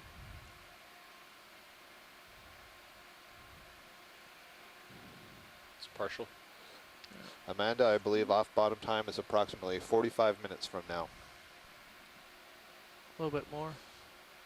And referring to some of the commentary from the shoreside scientists in the chat room, we do not yet have, full wide. You do not yet have direct access to the lat long data, so we'll have to provide that to you for the time being. It is something that they'd like to get set up, but it's not yet enabled. Full wide. Thanks.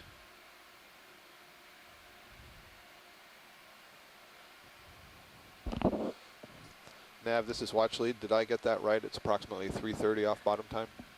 What is in that hole? The round one. Roger that. Thank you. Yeah. Okay, Amanda, take a between look. 3:15 and 3:30 Eastern time off bottom. Okay, video, let's get a zoom, please. So another interesting, looks like burrow feature here, or Yeah, some kind Hold that. interesting. Oh, I didn't know hole whether to that somewhere. was a sponge or a Whitish. clathrate. of. Yeah. The whitish So I mean, walls. this looks like what we'd be seeing in cross section on the wall, doesn't it? It's about the right width, and it almost looks like there's a lip there on the right side. Doesn't Yeah, look like a little sponge bit. to me. That looks more like rock. But Yeah, the white material inside is interesting. yeah, I agree with Dave that looks like sponge that's lining inside and to the left. But I see what looks like rock on the lip on the lower right. So I wonder if that goes straight down, or if that's some other kind of burrow, or it's an erosional feature, a chute. Yeah, that's interesting. Although we've been seeing sponges sort of coating other surfaces on the dive too. Okay, let's come wide. There's a number of globose sponges off there to the left, and maybe on short stalks. They look like little Full wide. balls on the end of stalks.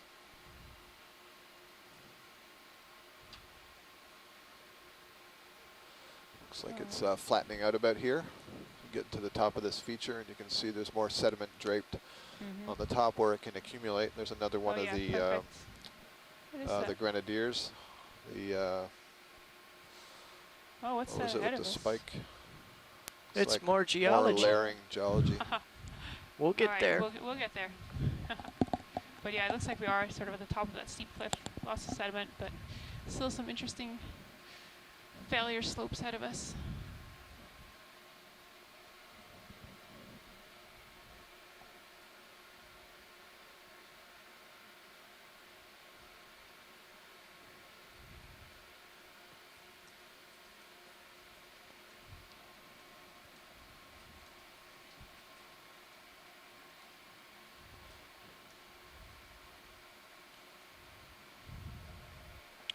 Cup coral.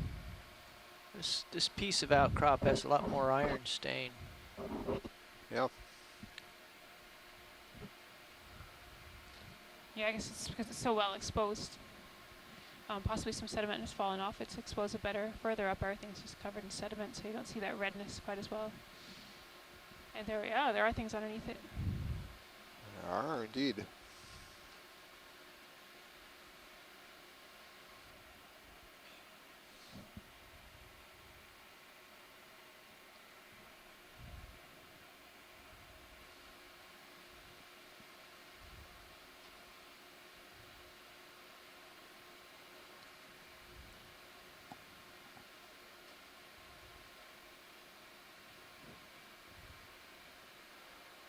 Looks like yet another dead shrimp or shrimp cast.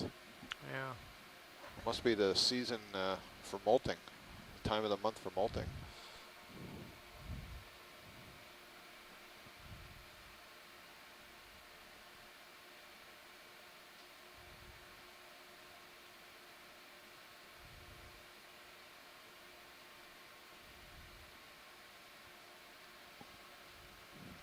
Off to the right also something a little interesting, the white, also little chimney sticking up.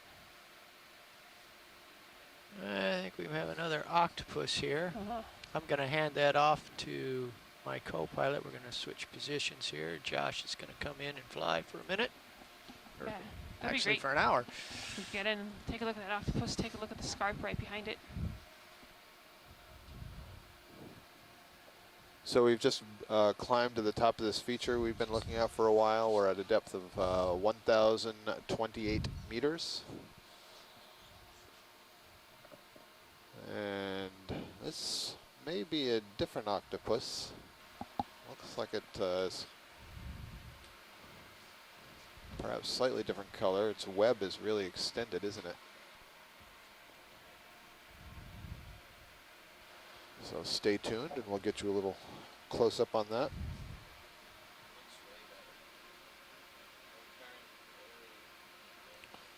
Peter Oster has tossed out a hypothesis wondering if there may be some synchronous molting among the shrimp, Our which video, we could can explain come in why partial. we're seeing so many of these cast-off exoskeletons.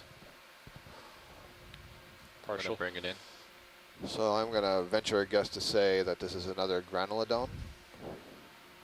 And we can The come same in one tighter. that we've been seeing earlier.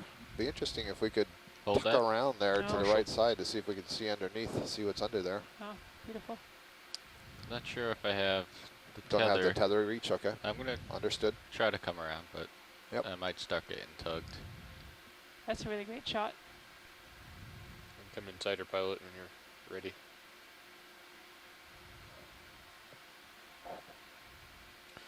Granulodon vericosa. Yeah, I'm starting to get tugged. That's nice. Well, in the meantime, we can look at that ledge, and then when we get a little more tether, if we're in a good position, maybe we could look in the front of it. Susan's interested in this feature. Tell you what I'll Yeah. do, Josh, is I'll Take a just look at turn tail and give you some more tether here. Also, we've had a request for turning on the lasers.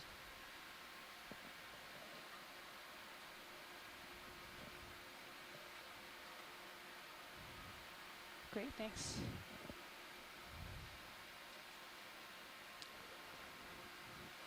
That should help quite a lot there, Josh. Here we A go. reminder to the audience at home that the lasers are 10 centimeters apart. Allow us to measure the size of features and organisms Permission are to on the zoom in bottom. a little bit. Go ahead. in the frame. So I don't see now that it's moving that there was anything actually below the interbrachial web, between the arms. So it may just be the way that it perches Can up we get in the its lasers arms. off for this shot? You can turn the lasers off if you want for the video. Yeah, you can come out That's a little nice. That's nice. Great. bit. Yeah. There we go.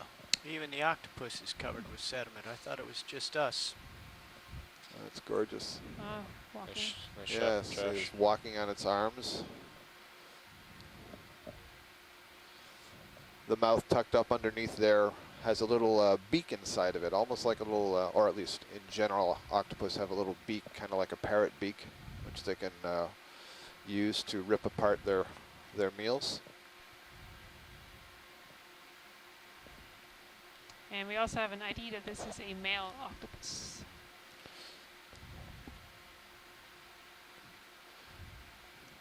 And that may have to do with the shape of one of the arms is modified to transfer sperm packets from the male to the female, but perhaps Mike will verify if that's the case.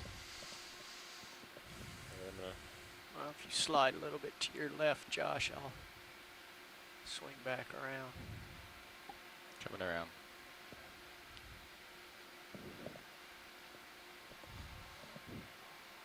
Just let me know when you're ready. Zoom back in. You go ahead. If I remember correctly, it's called the hectocotylus arm.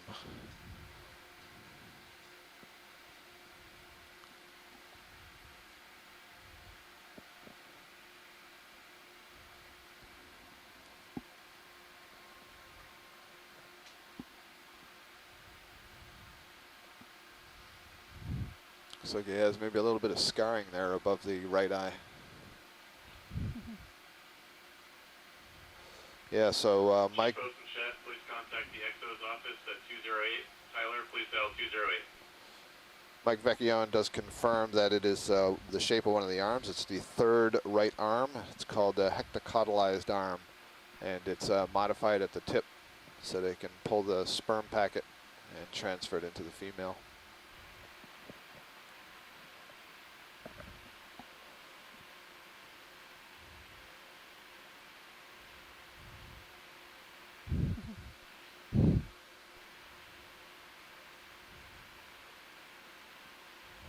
Alright.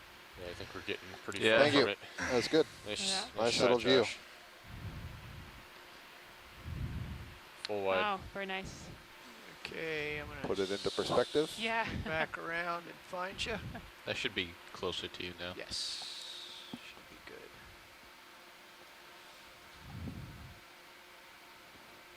Yeah, that is a very nice shot.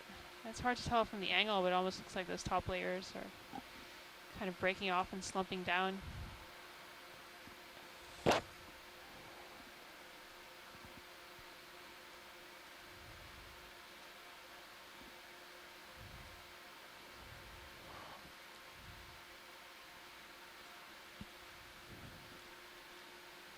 Getting eroded and undercut and then collapsing. Yeah, oh yeah, and just off to the right, you can see a little bit in the sediment, these sort of scour marks. Okay, Josh, I'm looking due south. Copy. So continue up this wall. Get something swimming in the water right there, if you want to come in video. This is a sea cucumber, a holothurian. So this is the first holothurian that we've seen today. Zoom in a little tighter. Go ahead. So believe it or not, this is a close relative of the sea stars and the brittle stars that we've been seeing today, and the sea urchin, Cinechinoderm. What it's doing is basically flapping its body to move up off the bottom, possibly because it's been disturbed by the ROV. You could also imagine that it would be to move from one feeding location to another feeding location. There is a head end and a tail end, and then there's what looks like kind of a modified fin sticking up off the dorsal side, off its back, that helps it swim from location to location. And those modified tentacle-like structures that you're seeing are actually modified tube feet. So I described the tube feet of the sea star earlier, and that's essentially what you're seeing on the sea cucumber. It's very transparent, so you can see the internal organs. You can see the intestine passing down along the body. And this would be an organism that is normally feeding on the mud. It's called a non-selective deposit feeder, and so it just ingests mouthfuls of mud, will digest the organic particles that are in the sediments, and then will release a fecal string that is basically mostly just sand and mud particles. And so very often you can see evidence of where, I'm talking about in general sea cucumbers now, you can see evidence of where they are based on the fecal strings.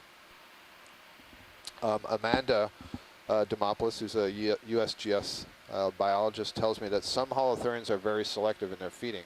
So it may be wrong to generalize as non-selective deposit feeders.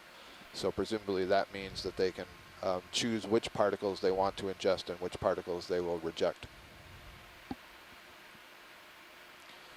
It's possible that the holothurian we're looking at here is in the genus Peniagone or Scotonassa. And there's some taxonomic debate about which of those names is the correct and formal name. We can talk about taxonomy sometime on this cruise when there's less exciting things going on. Tell you about how the names are derived and why sometimes there's some difficulty in coming up with a name. Video. And maybe just let him swim out. And okay. Good. Very nice. Yeah, really nice video. pilot. Nice and steady. Come wide, please. That was great. He's a very small guy. Yep. Full wide. Thank you. Oh, very nice. Look at that So, really big undercut surface there. Thanks. Bob Carney at LSU gave me some translations of those names, which are great. So Scotonassa translates to swimmer in darkness. So that's a very appropriate name for that holothurian. The other one here, I'm not sure if there's a typo in there. So let me let me give him a second to see if there's a typo.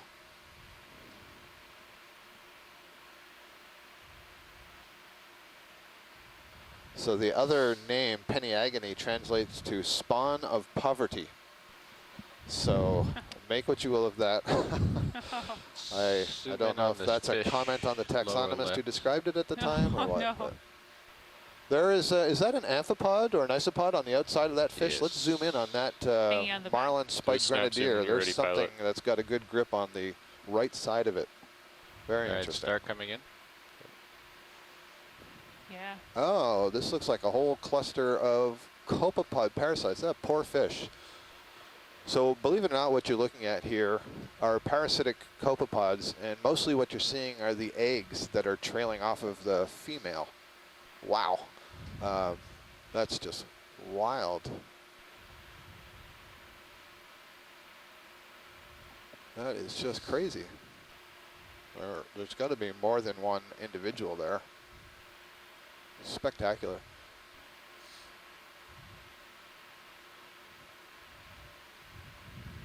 So some of you may know what copepods look like. Copepods are the quotes insects of the sea.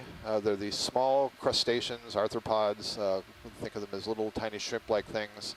But this one has been so highly modified that you can't even tell that that's a crustacean anymore. You can't see any of the jointed limbs or appendages. And basically it has its head burrowed into the flesh of the fish, and it no longer has any need for the swimming legs and the antenna and so on. So essentially all it's become is a large mass of reproductive structure. And so it's sucking some of the bodily fluids out of that fish, producing eggs. They'll get fertilized, and what will come out of that is a small larva that, if you had that larval stage, would look just like any other copepod. And so that's how we know that it's a copepod. But then once it settles on the fish, transforms into this sort of thing. Amanda is noting, you can see on the left side of the fish here, the abdomen is somewhat distended, and I wonder if that's has to do something with this copepod, and maybe there's some more of the mass of it inside, but I have never seen that large a mass of parasites growing out of a fish that size. Very interesting. Is that a little overhang? Some like sticking out there. Thanks, video. That was outstanding. Nice find. Okay. Should we zoom in on the potential brittle star? Our shoreside scientists agree that that is amazing, and wow. Get a shot of it from where we are. I should tell the ROV guys in the front row that Martha Nazinski and Amanda Demopoulos are still with you, just from shore. Hi, Martha and Amanda. So it looks like we're going to continue on. There was, I believe, brittle star Thank you. arm hanging out of that overhang there, but we're heading sort of towards the end of our dive right now.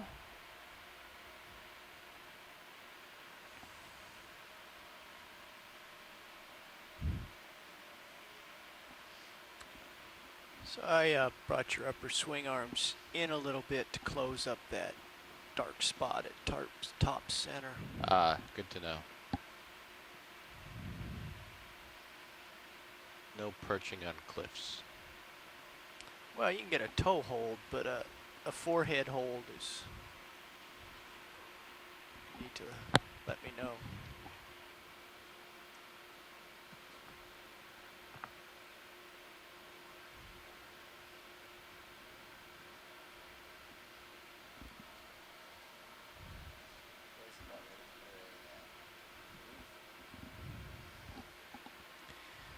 Yeah, I think we should move, because otherwise we could scrub up and down this cliff all day. There's probably another bench above and behind this.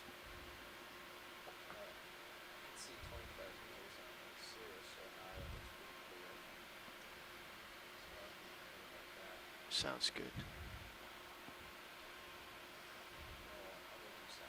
Sounds good. Okay, so we're going to continue heading up.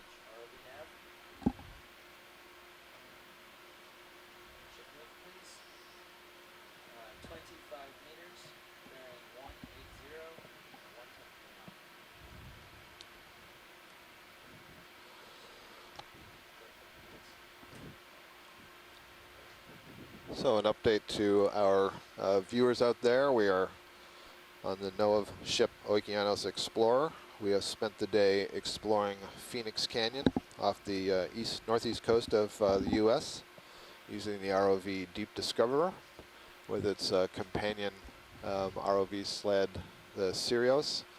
We've been working up since we landed in the canyon at about 1,174 meters depth, and we are currently at approximately 1,024 meters depth. We've seen a variety of things as we've moved up this slope.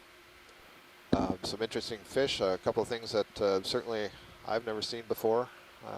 Parasitized fish, some interesting nudibranchs. We've seen some very high densities of cup corals, a few octocorals, and we've seen some interesting geology, erosional features, and so on. And we have a little less than half an hour Come in to partial spend video. on the bottom here, and we'll continue going up slope a little bit, and hope that you can join Hold us that. in the next couple of weeks as we continue to explore canyons, and we'll be moving on to the offshore seamounts, which are essentially extinct underwater volcanoes. And we hope to see a lot of exciting deep sea biology and geology, and hope you can join us.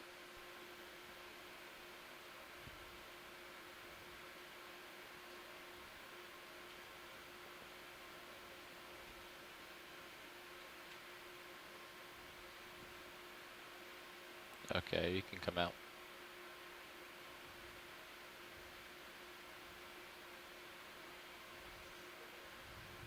Full wide. Thank you.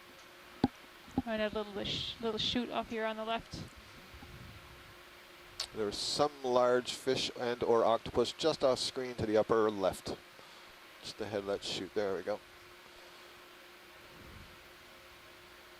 Large fish of some kind. And there's a large something else. Maybe that's a squid. Yeah. All right, let's get the fish first. Okay. He might swim away on us. The other one from this distance looks a little bit like that squid that got eaten earlier. All right, come on in video. I think it's an Zooming in. octopus. That's an octopus. Is it? Yeah. I don't think Partial. squid. So is this a hake again? Perhaps blue hake Entomara? We'll see if, or no, maybe this is the longfin hake, right? This was the longfin hake. Yep. Peter Oster confirms. Thank you, Peter. Okay, and we can come That's a out. longfin hake, and the reports are that that's an octopus. I thought it was a squid, but we'll see.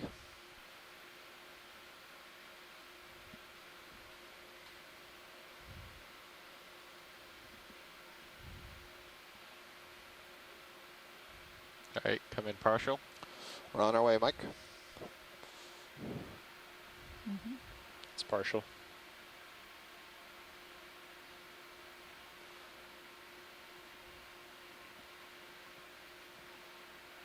Oh, maybe that is that. Bobtail squid. Yeah, I think it's Okay,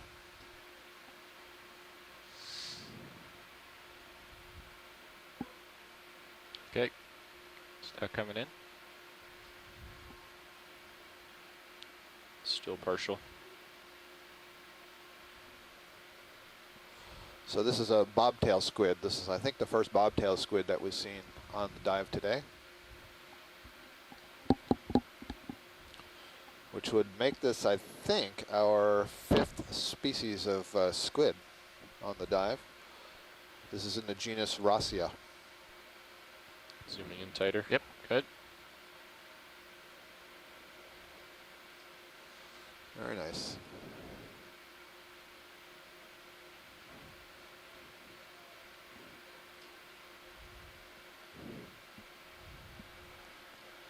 So like the octopus, these are cephalopods, so they have very well developed sensory system, excellent eyesight, a much better developed circulatory system than their other relatives in the mollusca do, the snails and the clams and so on.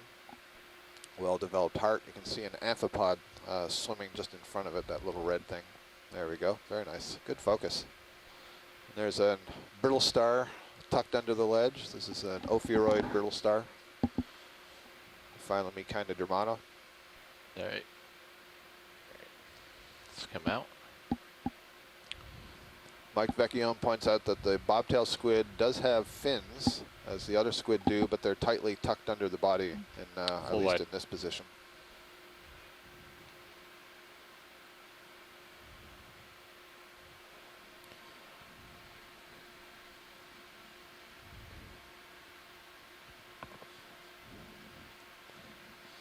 I wonder if that hake is sort of moving around over the bottom, using those fins to look around for prey items on the bottom that I can snatch up. Aye.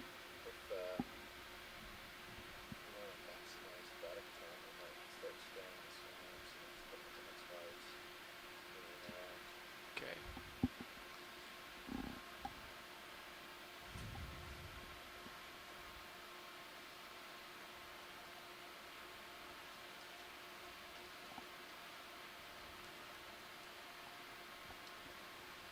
Looks like we're coming up into a sandy area without too many burrows or holes that have been eroded out. A little less modified. Another And then moving octopus up. coming up. There we go. Another Coming up. granolodon. Snap zoom when you're ready, It's a pilot. similar one of the postures with the forward legs raised, kind of tilted back on the back legs. Several xenophyophores here on the bottom. These Hey, are come the single-celled organisms that produce these muddy balls. partial. Okay. Closely related to amoeba. You can see they're actually quite a large size structure for a single-celled organism. All right. You can come out now. Mike Vecchione suggests that octopus in this position and the way it's moving may be out hunting. So also sort of moving over the bottom in search of prey items. Looks like some of these xenos maybe have been tumbling down the slope and leaving a trail behind them.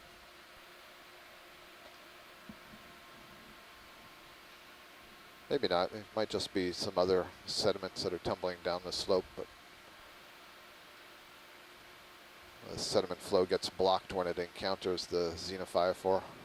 Zoom in on this white patch here. Is that just overturned sediment? Let's see. That's You interesting. can come Yeah. in tight.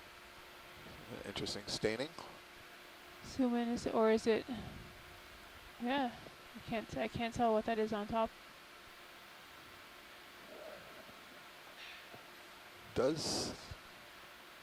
It looks more like a growth over the sediment rather than, Yeah. you know, overturned sediment.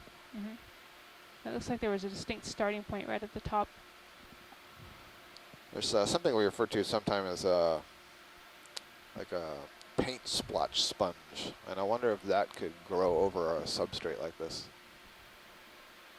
I don't really see any openings in it that I would expect to see in sponge, but stranger things are known. All right, let's come out. Thank you.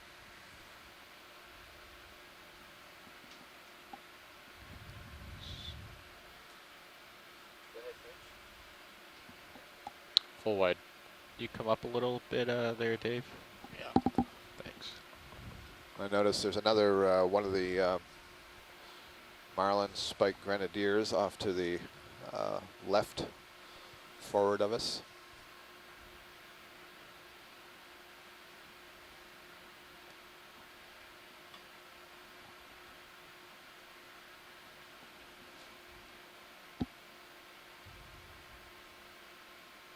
Now there are a couple of several pits here.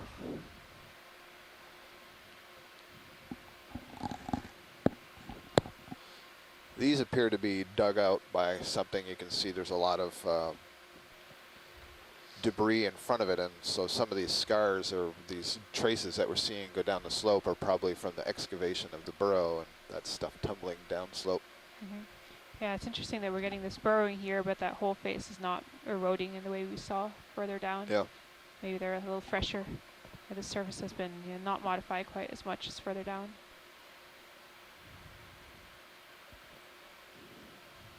Looks like more of that white staining stuff over there. Yeah, lots of it on the right there. It doesn't look like it's coming out of any opening, but it does appear, it has a pattern like it's tumbling down slope.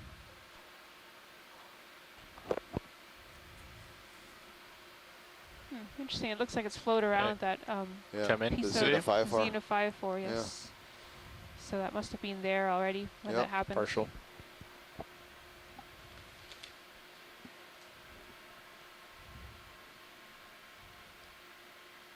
Yeah, very interesting.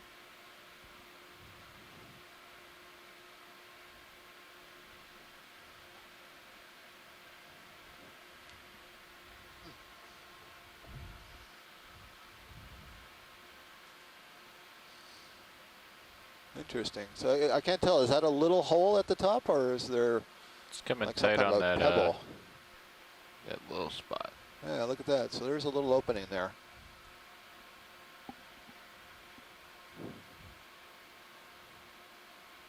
So I suppose it's possible, I don't know, maybe Susan, you could gives them input that deeper into that hole, there's, you know, a less stained sediment, and this is ejecta from that opening. Yeah, definitely possible.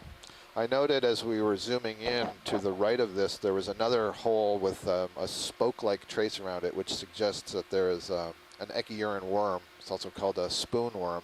Come out, And video. spoon worms live in these burrows, and they extend along tongue or proboscis and feed on mud grains. It's just to the left of the lasers right now. So between the lasers and the Xenon 504, there you go. So you can see the hole right in the center, and you can kind of see these traces, these lines that go out in a star-like pattern around it. Come in, video. We'll probably see other better examples of it, but that's what it looks like to me.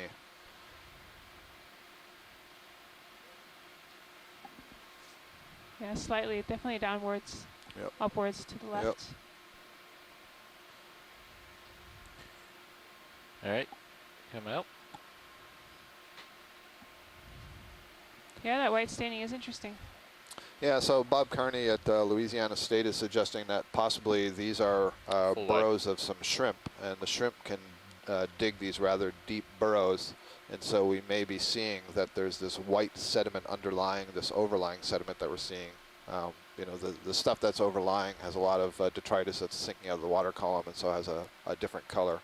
And so that may be this ejecta once it's making its tube and maintaining its tube.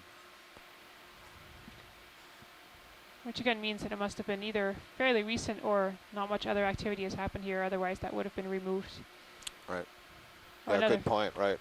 Or buried in what's settling in the water column. This, yeah, exactly. Flatfish. Flatfish up there. Yep. Partial. Oh. Interesting. Sneezing. Sneeze, yeah.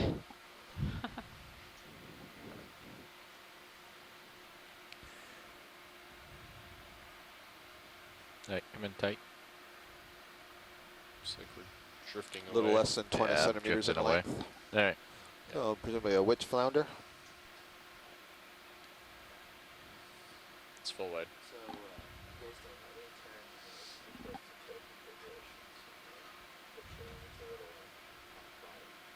Okay. All right. Well, let's get up and stretch out a little bit, Josh. See what's up there. Coming up. It's another flounder in the distance on the right. You can make a note of in our. Oh, there, yeah. Yep. Just for our data. And a little bit more of the not quite as distinctly white as below, but still these white or lighter colored sediment stains coming down from holes. So I wonder if it's possible that those small openings are, the burrows are dug deeper and maybe getting to a different kind of sediment down there, and these are shallower. Yeah, yeah, definitely possible. I think that's also what Jason Shader on shore was suggesting too.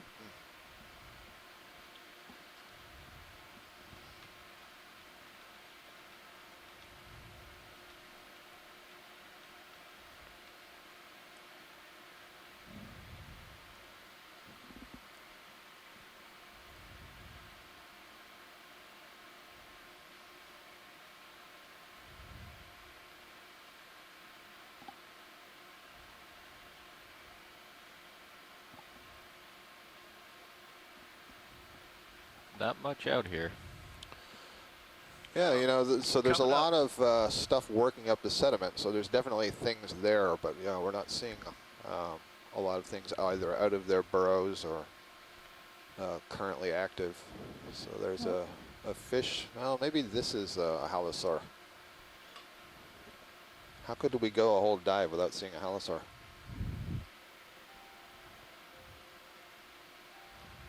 And now that I said that, no doubt this is going to be another cutthroat eel. Yeah, come in partial. Yeah, it looks like the same eel to me. Okay. Thank you. Yeah, Scott, I've been actually pondering the same thing during most of the dive. About why there are no halosaurs, Peter? The halosaur. Sorry, Peter, I'll repeat. Is that you're pondering why are there no halosaurs? Yeah, yeah, exactly the same thing. Where are they? Yeah. You see them in other canyons. Curious, isn't it? Oh, here we go, crab.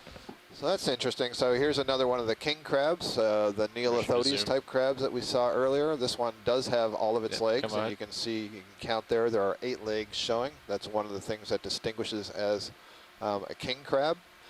It does have a 5th pair of legs, very small, tucked up underneath the abdomen, used for cleaning out under the carapace. Oh yeah. You see the spines. There are several different species of these neolithotid crabs, these spiny crabs, and partly they're identified by the size of the spines, the positions of the spines, and some of the numbers of the spines.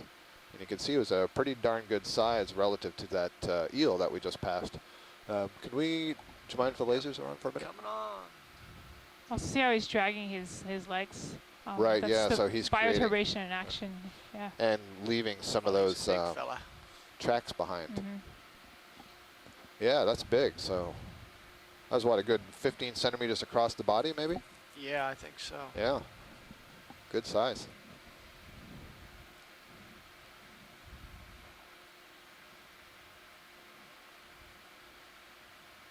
All right, full wide.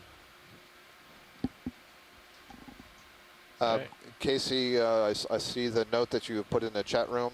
We did have the lasers on briefly and had them on long enough to get a size on the crab, and can certainly pull out a frame grab later. No worries.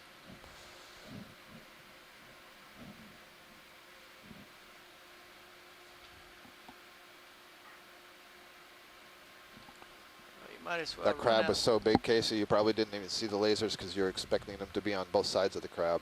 But, it was that large. Those legs, one leg alone was easily 25 centimeters long. Well, I think the show's over. Yeah, Well, we're getting the word that the ROVs are getting ready to leave the bottom, and I'd say this has been a very successful first day of our 3rd leg. I've certainly enjoyed it. So we are at a depth of approximately 1,003 meters, and we are going to be coming up to the surface here in just a moment. I want to thank all the scientists who joined us from shore and provided all the helpful comments to get us through the day. If you are interested, we will be having a conference call in approximately 15 minutes or so where we will discuss a little bit about the results that we saw today, and then talk about the plan for the next 2 days out, where we're going to dive. And if you would like to have some input into what we're doing on those dives, please join us. We'll use the same conference line that you could dial in for this dive today. So thanks a lot, everybody.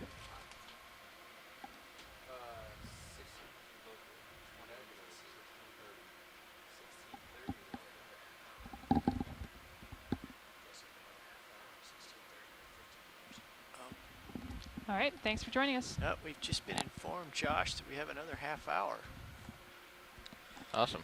So I will come back and acquire you. Hey, don't go away, everybody. I think I just heard that we've been extended for another half an hour. All right. So bonus coverage. The show is not over. Phoenix Canyon. So everybody just get back in your seat. That is terrific. Is there any way we could work our way back to the slope, or? Back to what direction are you thinking, Brian? Well, I haven't plotted our position recently. Okay. I can look at it. If, We'll check out the sonar here and see, given our configuration, what we can do and find some interesting stuff like that. Yeah, so I think we're since gonna have we've to come back down, Josh. been kind of coming up this little landslide chute, I believe that's part of the reason we're just seeing lots of sediment here. It's all been funneled in. So it's possible that laterally, unfortunately that's hard to do with the ROV, but that laterally we would reach an area where there's more slopes exposed.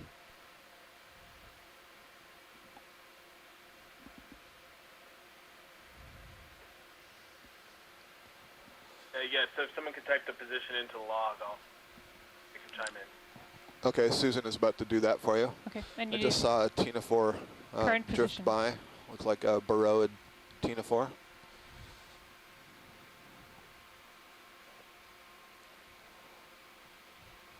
Okay.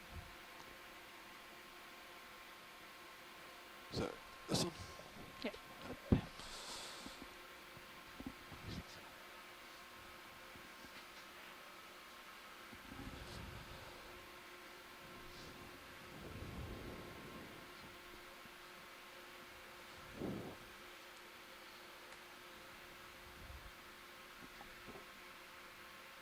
Well, Scott, do we want mud or rock?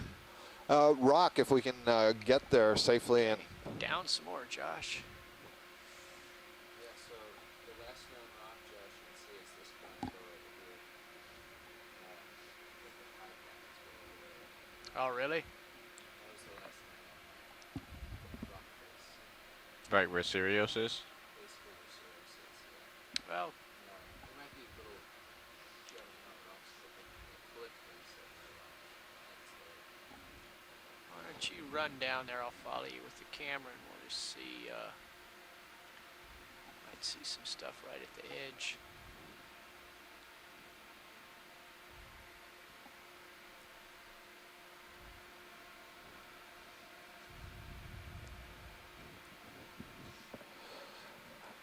Nav, can we zoom out on high pack, or are you in there for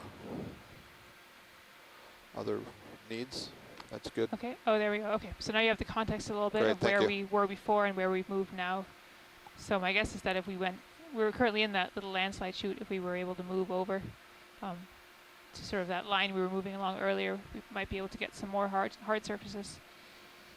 Yeah, they're trying to back into. I actually put a couple targets where we had all the rocks. Okay. So trying to get back into this area. See how it goes. Is it possible instead of, well, I guess I don't know what that distance is. Maybe that's a short distance because if you're not going to move Sirius, but so I see. Sirius is already there. You're just going to move D2 underneath it, and then we'll proceed up on that line more or less. Does that make sense? Yeah. Okay. Yeah, it looks like without going down. Sorry, by up I meant up the slope, so moving to the southwest, along the line, more or less. Actually, a little bit along the cliff. So if I'm interpreting this high pack correctly, what I mean Can we is keep more or on that less in the crab? I direction feel where like it he's says gonna go after boat that and fish. waypoint 3. So there could be Thank you. something right there, Yeah, possibly. so right, That would be good to come kind up. of something like that. Yeah.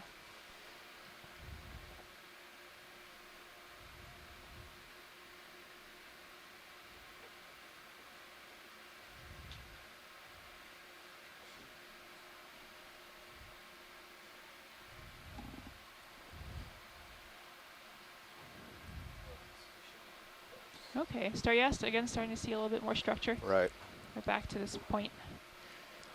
So obviously some of you on shore can see high pack. I'm not sure if, I don't have it in front of me. I'm not sure Maybe if that's it's on the on the- multi screen. We've just moved D2 back to the area where we were looking at the rock before, and now we will proceed moving upslope, trying to follow some of these features.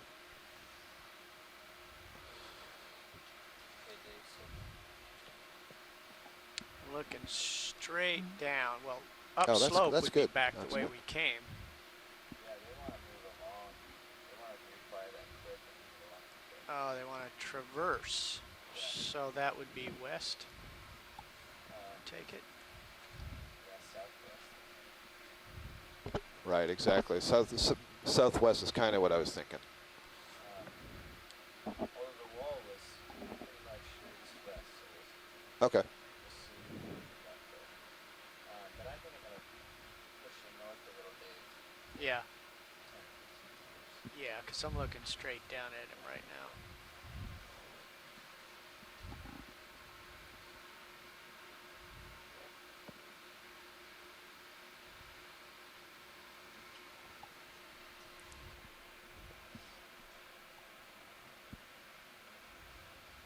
Bridge, over now.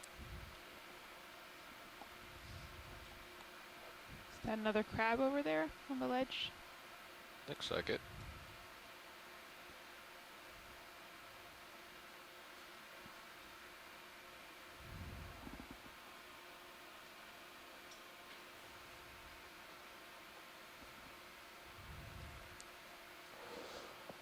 The white thing. Palazola, lead bow 200. Sammy Palazola, lead bow 200. Are you in a position to zoom in on that white thing that's on the rock in the lower center? Yes. Thank you. Would you like the crab also? After the white thing, After the the white crab is the one we were looking at before. It's a different individual, but the white thing might be new.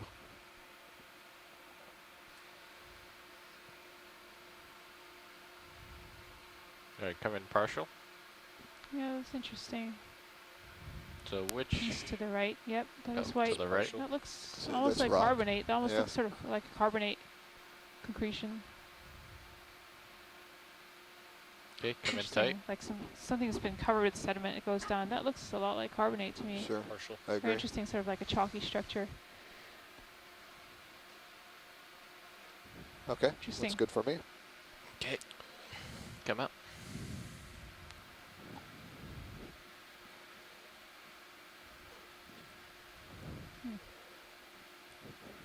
Full wide. So Nav, when I asked on shore about the west along the contour versus southwest across the contour, the preference there was more along the lines of west along the contour.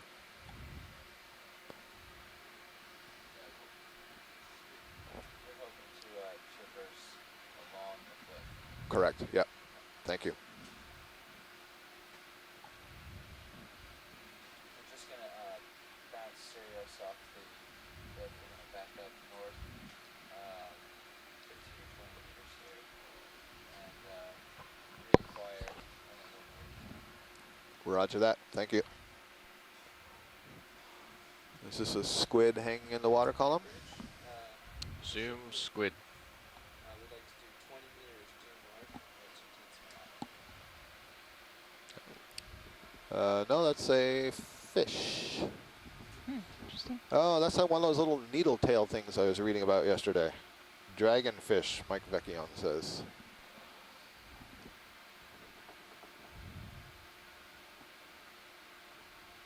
Full wide. Thanks for that zoom. You're welcome. Okay.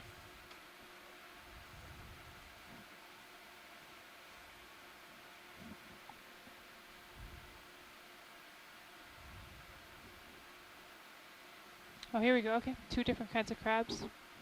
Ah, yes, so you have the Green. king crab and the red crab. So you can see the difference in size of these two crabs. And this is almost like a homework assignment. You'll get to compare the 10 legs versus the 8 legs. So the 10-legged red crab, which is a decapod, and the 8-legged king crab, which is an anamurin. Still has that 5th pair of legs, but as I say, they're highly reduced and you can't see them. The red crab is a true crab, a brachyurin crab. The king crab's more closely related to hermit crabs. There's 2 squid coming by. These are Another 3. one. These look like the ilex squid that we saw earlier. There's another one. Looks like a whole school coming in of the ilex squid. These are the ones that Mike had said were the commercially fished squid, and quite abundant. So is that a fish we saw earlier? I'm not sure. Is that something Come new? in partial. That might be that long fin hake.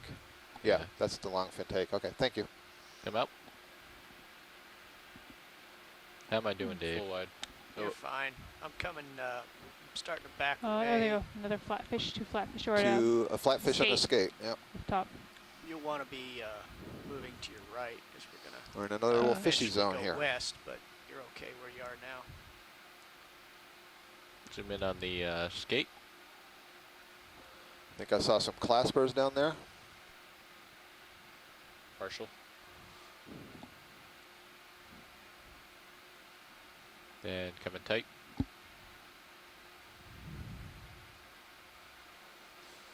Still have a little bit of zoom left. Little gills there behind the eyes. The gill openings, opercular openings.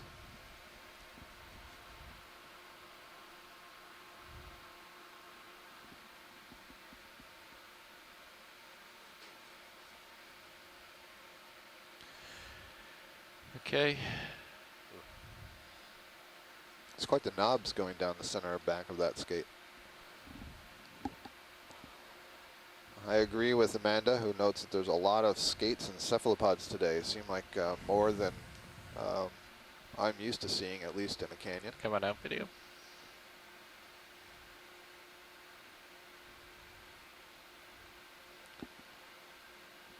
Not sure if that has to do with the bottom type or our depth range, some combination of the two. There's some more of the pseudomorphs, the ink mixed with the mucus that are released by the squid. Okay. I think we're okay. Mike Just wait for Vecchione thinks this is Josh a perfect day. Work over to his right, get west of Fish. me. That's the hake again.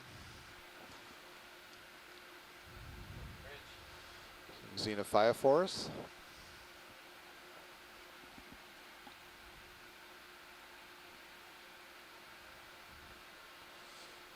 Snaffibranchid eel. Oh, what's that up in the right corner there? The white. The white stuff. Is that again another carbonate? Is that maybe? It's a submerged like a little- octopus or all right. bobtail squid. One of the two. Coming quick. Or Video. Indeed. Yep. Bobtail squid. Yep. Has he got something in front of him, or is that? oh, is that a fish? a holothurian? Come and Looks take. like- No, it's The sea cucumber. Oh, that's another nudibranch. Come on, you got to be kidding me. You going tighter? Yeah, you can go in. nice. What kind of a shot is that? Okay, this is beautiful. This is two different mollusks. Look how different they are. So the one in front is a nudibranch, which is basically a really beautiful slug, sea slug. And the one behind it is a squid, which is a cephalopod. They're both in the same phylum, Mollusca. Come out partial. So the foot that you see the nudibranch creeping along on and the squid has been modified into the arms and tentacles that you see. And all those frilly things sticking off of the back that are kind of orangey there on the nudibranch are extensions from the digestive system. They're called serrata. And the white tips hold cnidosacs, where they store the stinging cells that they've stolen from corals that they've been feeding on, or cnidarians that they've been feeding on. And then you see it's got a couple of tentacles at the front, are basically antennae. Those are for sense tight reception. on the nudibranch. That is just outstanding. It's full zoom. So Mike is asking if we can see the fins on the bobtail. We'll check that out in a second, Mike. This is too nice right now. Just great. So yeah, you can see those white tips. You see it's kind of orange on the inside of those extensions from the back, and so the orange would actually be the extension of the digestive tract. Right on target. Beautiful, beautiful. You can actually see a bit of the brain in there, that sort of yellowish mass. Right on target. So presuming this is looking for some cnidarians to feed on, well, it looks like it has a little bit of a journey to find something, because I didn't see any around. Well, we were 10 meters off. Okay. Awesome. Come out If partial. anybody from my invertebrate class is listening, I'm going to get a frame grab of that and ask this on an exam. So I'm not sure I can see the fins. Maybe that's what's sort of curled up alongside laterally. Mike, you can let me know. Just behind the eyes, I do see there's some lumps on either side of this bobtail squid. I'll try to get around. Come out a little bit, video. Go maneuver a little bit. You can also see the trace being left by this nudibranch. So this is one of the things I hadn't really considered in all the mud, that some of the traces could be left by these guys. I apologize. Before we go, were the lasers on? Oh, I see the lasers are on. I just want to get a sense of the size of that come out. nudibranch. Yep. Come out. There you go. Okay, that's great. Thank you. Probably about 8 centimeters or so, 7 or 8 centimeters. Terrific. Okay.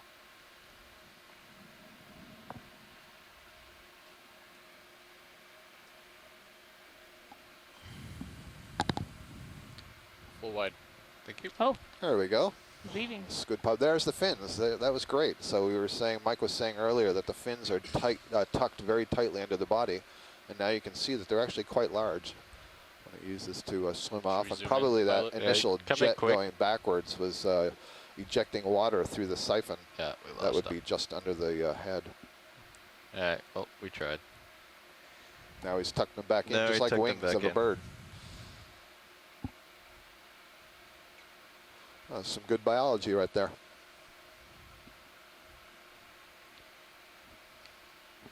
All right, continuing right. So Nav, I think if we head 290, that'll be a Bunch more outcrops here. Yeah, looks like I we're can getting some harder surfaces again. Yeah, I can see some octopus cup again, coral. or Yet squid. another granulodon octopus.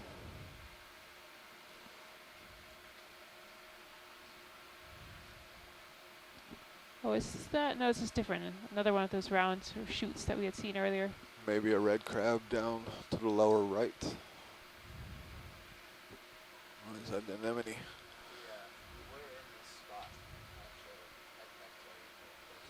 Okay. I see, okay. So we may have Looks seen these similar. erosional features already. Is there something hiding inside it? Oh, there's one of those pink Can't tell. anemone, pink urchins. We didn't get the Yeah. close-up before Martha had asked. So I think this is the same spot we were in.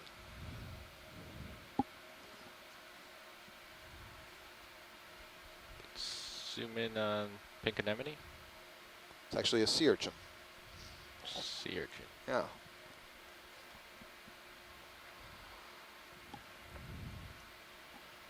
I'll bring it back up. So we have now seen 4 of the 5 classes of echinoderms today. This is a sea urchin in the class Echinoidea. So related to the sea stars and the Asteroidea and the brittle stars and the Ophiuroidea and the sea cucumbers, come in the tight. holothurians. The only Do you thing have we're any more missing are zoom? crinoids today. So we zoom in here. I'm not sure if this is the same one that we saw earlier. Oh, but you see now all the tube feet waving back and forth there. Tube feet extending up over the body. Some of the smaller spines that have the tweezer-like pedicularia on the tips of them. That's nice. Okay. Come out. Thank you.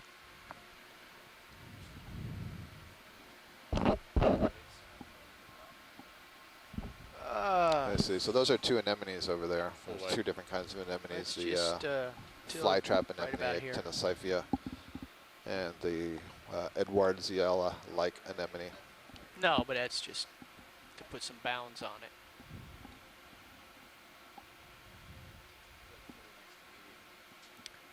Yeah, 290, 50 meters.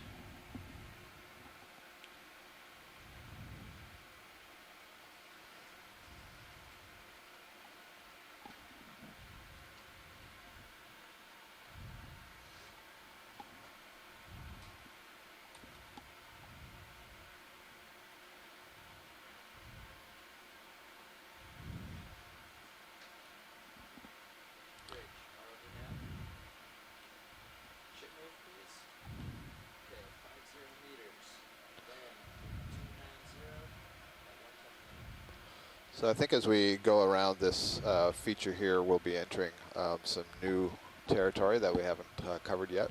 We were retracing a little bit of the steps to reacquire this wall. Now we'll follow this to the west some. Yeah, around this nose here is unexplored territory. Yep. All right. Again, some more nice little V-shaped notch there.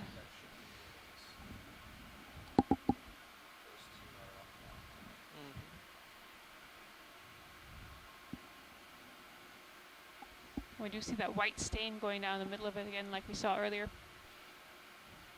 And then dropping off the edge of the cliff.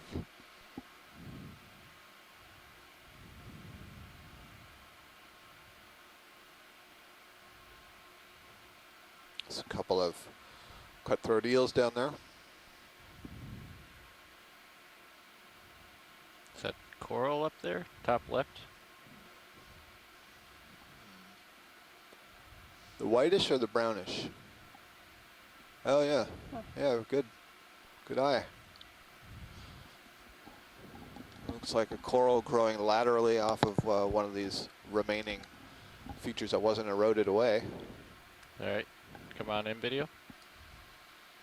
I'm going to get closer. And this one's got some associates on it. It's partial. Okay. So this looks like another Acanthogorgia octocoral.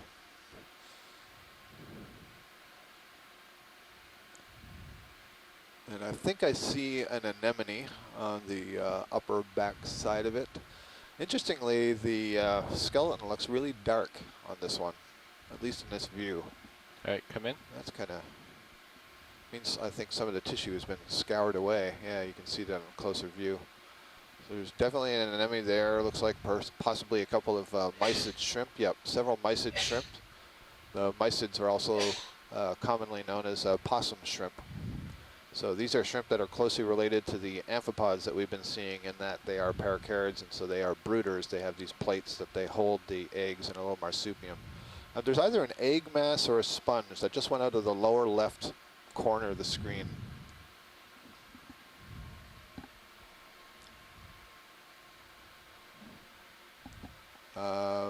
It's either a sponge or a tunicate, and it's there on the side of the rock next to this Acanthogorgia.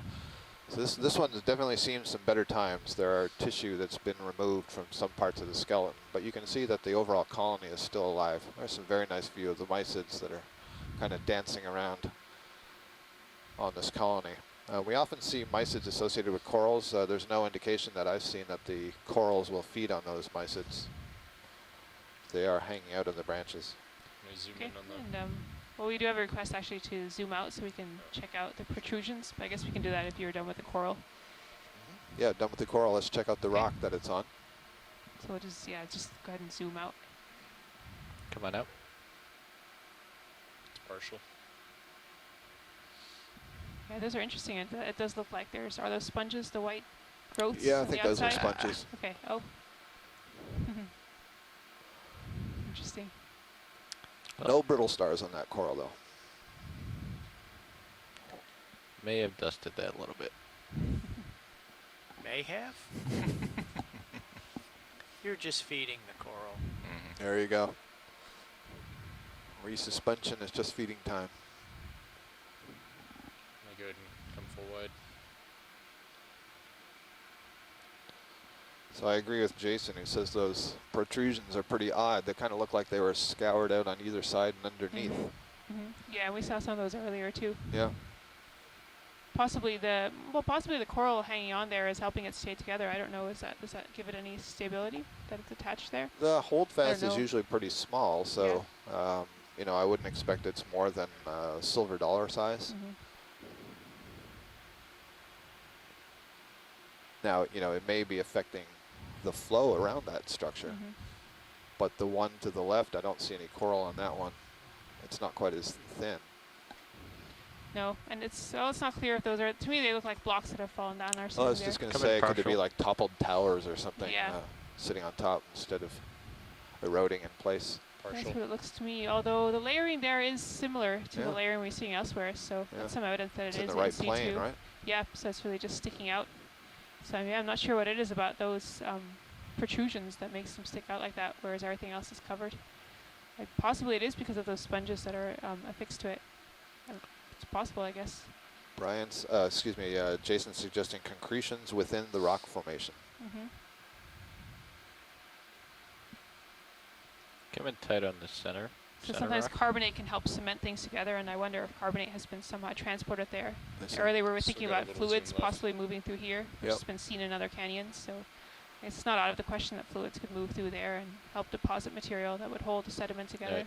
Come out. In addition to the sponges on this rock, there's a whole bunch of serpulid polychaete tubes. These are the worm tubes that are made of calcium carbonate. Full wide. The worms themselves deposit those tubes onto hard substrates. They're kind of like fan worms. So the head of the worm would be modified into a series of tentacles that it extends from the tube.